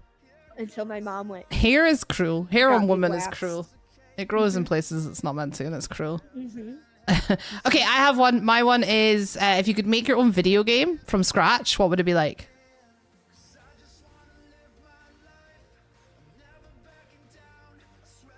It would involve snack pals. Oh. It would be. Let's make it Kirby based type of game style, right? All right. And the ultimate goal is to free the concession stand man.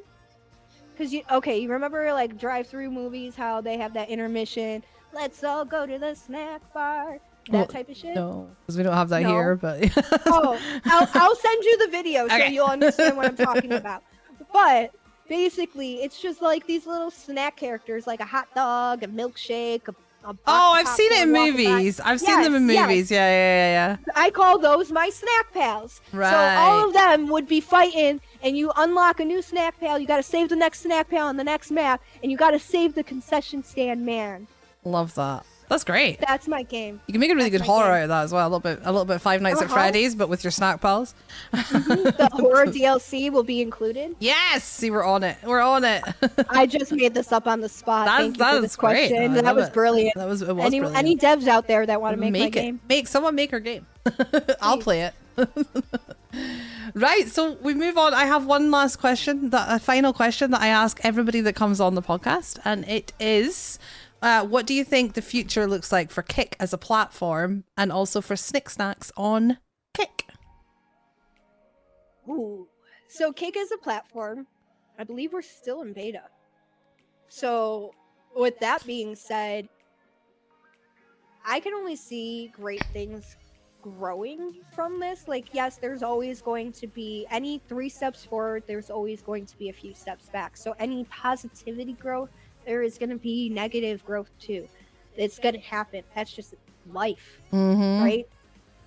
But the ultimate vision of Kick is there. It gets forgotten sometimes, but it does keep getting back and coming back to it in the end. And that right there is what gives me the confidence to say that Kick is going to grow. It grew this much in just 3 years. Yeah. What the hell is it going to do in 5? Not even, you know what I yeah. mean? So that in itself is amazing. With me at SnixSnacks with Kick, I really don't know. Again, I'm a very hopeful person, so when I get my hopes up, they get very crushed bad. For me, my only goal is to have my stream tomorrow be better than my stream the day before. Such a good goal. Such a good goal. Such a healthy way to look at it. Yeah. I am not here in I might have been a Kick Road contestant, but even during Kick Road, I am not here to compete with anyone else. I will see you shine on the times that you are shining, and I will be here cheering you the fuck on along with you. When it's my time to shine, it will be my time to shine, and it will happen. And it will happen based off of the hard work I put in. And when that shit happens, I'm a cry, because I'm a crybaby. Do you know how hard it was not to cry when they announced me at DreamHack? Oh, as I the would winner have. of- I would have cried like a baby. I'm I terrible. stood there in shock. I Yeah. honestly just stood there in shock, like, and I was telling myself the entire time, "Don't cry, don't cry, don't cry, don't cry, don't cry." And to the point where I was so badly in shock, like you could see in the video, Thong DeLong is like directing me where to like walk up on stage, and I just V-line straight Yeah. to PB Jess. Like I was like, I go to Jess. I saw you go up. I was did not watching. listen. I watched it on Red Stream. It was the only part of Dallas I watched, right? Because I watched Atlanta last year and I got such bad FOMO that like it genuinely affected me. So when Dallas came round, I was like, I'm just not gonna watch. But I did watch that. I did watch that honestly, bit. it was amazing to have Red there too. Like to have Red and Sasha, like they were standing right next to each other too. When when I was like making the speech that I did, because I did kind of try to prepare myself in case I did win for a speech. I did not say the speech that I prepared myself. It was an on the spot one. I love that. One went right out the window. But there was something that I did say when I was talking. This win, truthfully, I don't just view it as a personal win for me or my personal self-growth. I view it as an actual win overall, and not just me as the person that made this happen, okay? Creation, Sasha, Dali Nova, Cosmo, every single person, Noxy Nox, every single person. I'm like trying to remember every contestant, right? That was in that art category. We made it a W. We made it a win. Because art, like I said, I try to start my streaming career honestly with my niche, which is arts and crafts, mainly just art.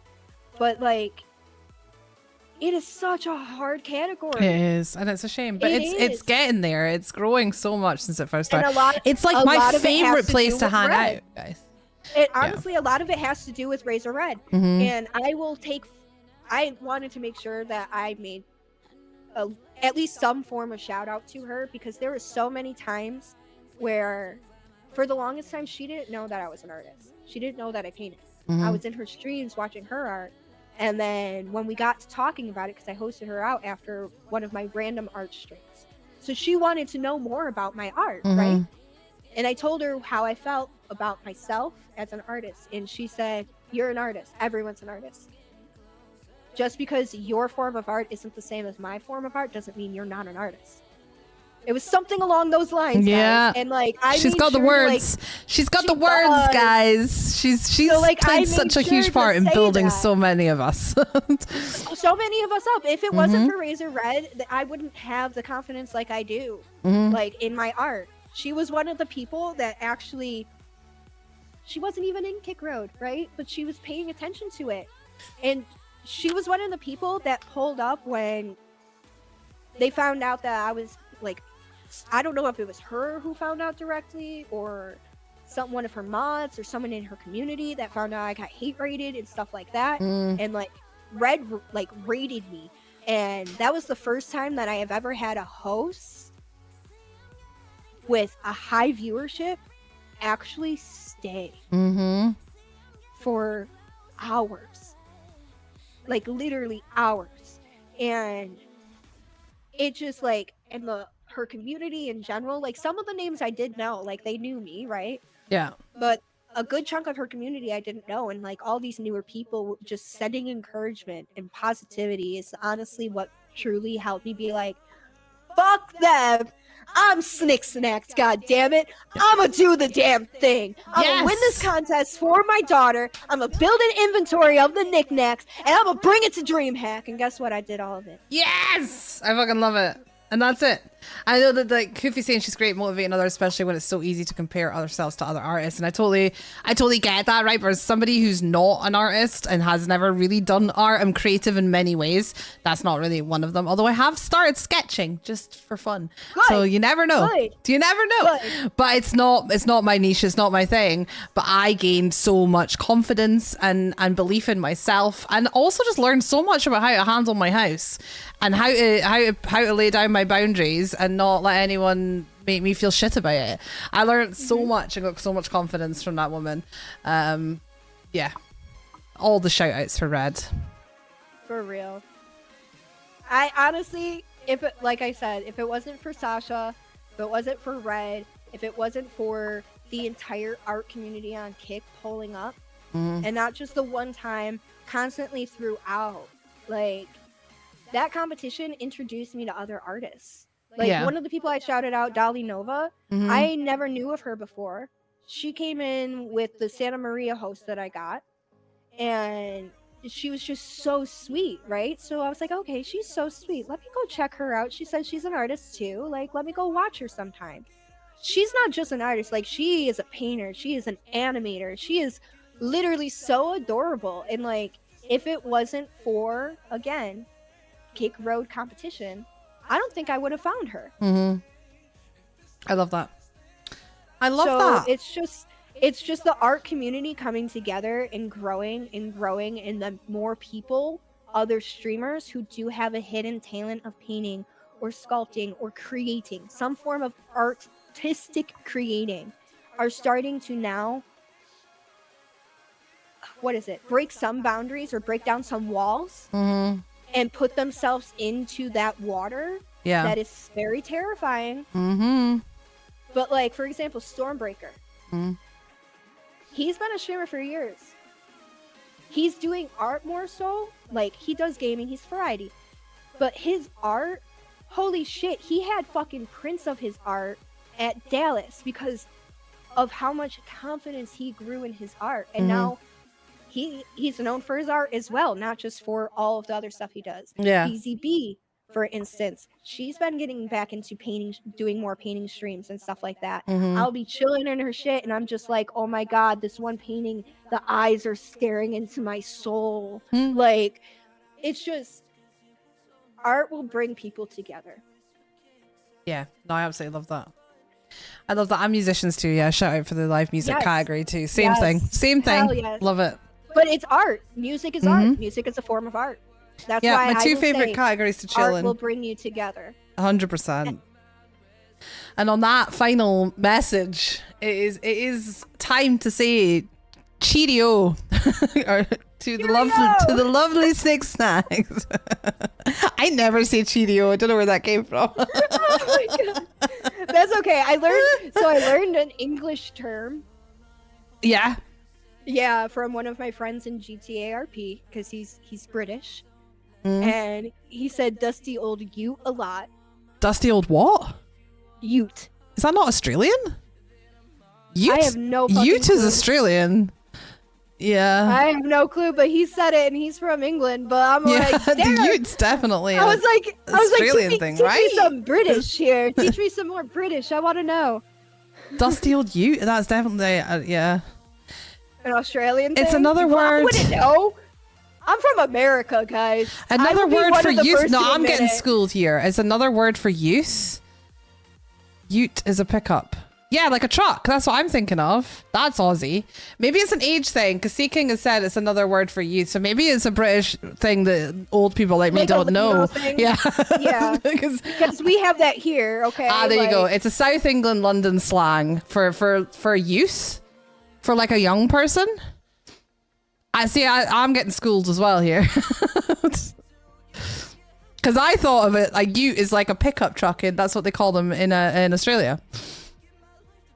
There you go. It is. I have been schooled myself on British slang from the other side of the. I'm in the north of Scotland. Lurking. That's in the south of. Yeah, thanks for the lurk, Seeking. Thanks for the lesson. Thank you, Seeking. I'm like, I was told by a British person. I don't know. I'm just an ignorant, naive Clearly American. Someone from London, not from the north of Scotland like me. I'm up in the middle of fucking nowhere, not having a clue what's going on in the rest of Britain. No, I do love it when people come into my chat though from like other countries and they'll say things, and I'm from America, and depending on the state you're in, your education honestly is like, so our states are like little countries, truthfully. Everything's different cultures, right? So education wise, it's not the same curriculum like across the entire nation like you would think it would. All right, so but generalized all over America, we are uneducated really on the outer world. Even our I think we all are in our own countries though, to an extent. Yeah. To an extent. Unless it's stuff that is commonly in the media. Like, right. But even there's a our lot of media- stuff I think I know about America our because I media watch so doesn't- many American TV shows, but it wouldn't cover like half of the actual real world and all the different states and how life actually is in America. Our media doesn't really tell us about all of the big bad going on in the outer world. And That's it's okay. because it's sheltering, whatever. But, I mean, that's fine. I like that. I'm happy being sheltered. Thanks. The big bad world Right, can so stay when outside. so when people come into my chat and like want to talk like politics and global politics, okay, not just like state ones, I'm like, guys. Hi, hello, I'm SnixSnacks. I'm an ignorant, naive, uneducated American. Can we go on to a different topic? Yeah. Because I will be don't. the first to admit it. Like, we're not fully diverse in education here. Yeah. We're not. That's fair, though. It is. It's honestly, they just teach us to kind of go and work and then work until we die. Yeah. Right, I am gonna have to call it here. I have 2 hotter games to play tonight, so I'm gonna have That's to go. fine. I don't want. actually- It's not though, because I don't want to play them because apparently they're really scary. They're going to be fun. I actually have to get going because I gotta go to the gym because I signed up for that. No worries. So- Can we get a massive round of applause in the chat for the beautiful, wonderful SnixSnacks? It's been lovely getting to know you better, honestly. I feel like every time I do this, I just gain a new friend, and it's the best thing in the world. It has been amazing. That's what I love about this the most. Yeah, it's been so lovely getting to know you better, and we will definitely chat more, and maybe we can collab and do some games sometime. Yes. Thank you so much. Thank you so much for being here. Where's my applause button? Applause! There we go. Thank you so much, and we will see you soon. You take care of yourself. Bye. Thank you, and thank you guys for all of your follows. I appreciate you, Panda Chat. They're a good bunch. Love you.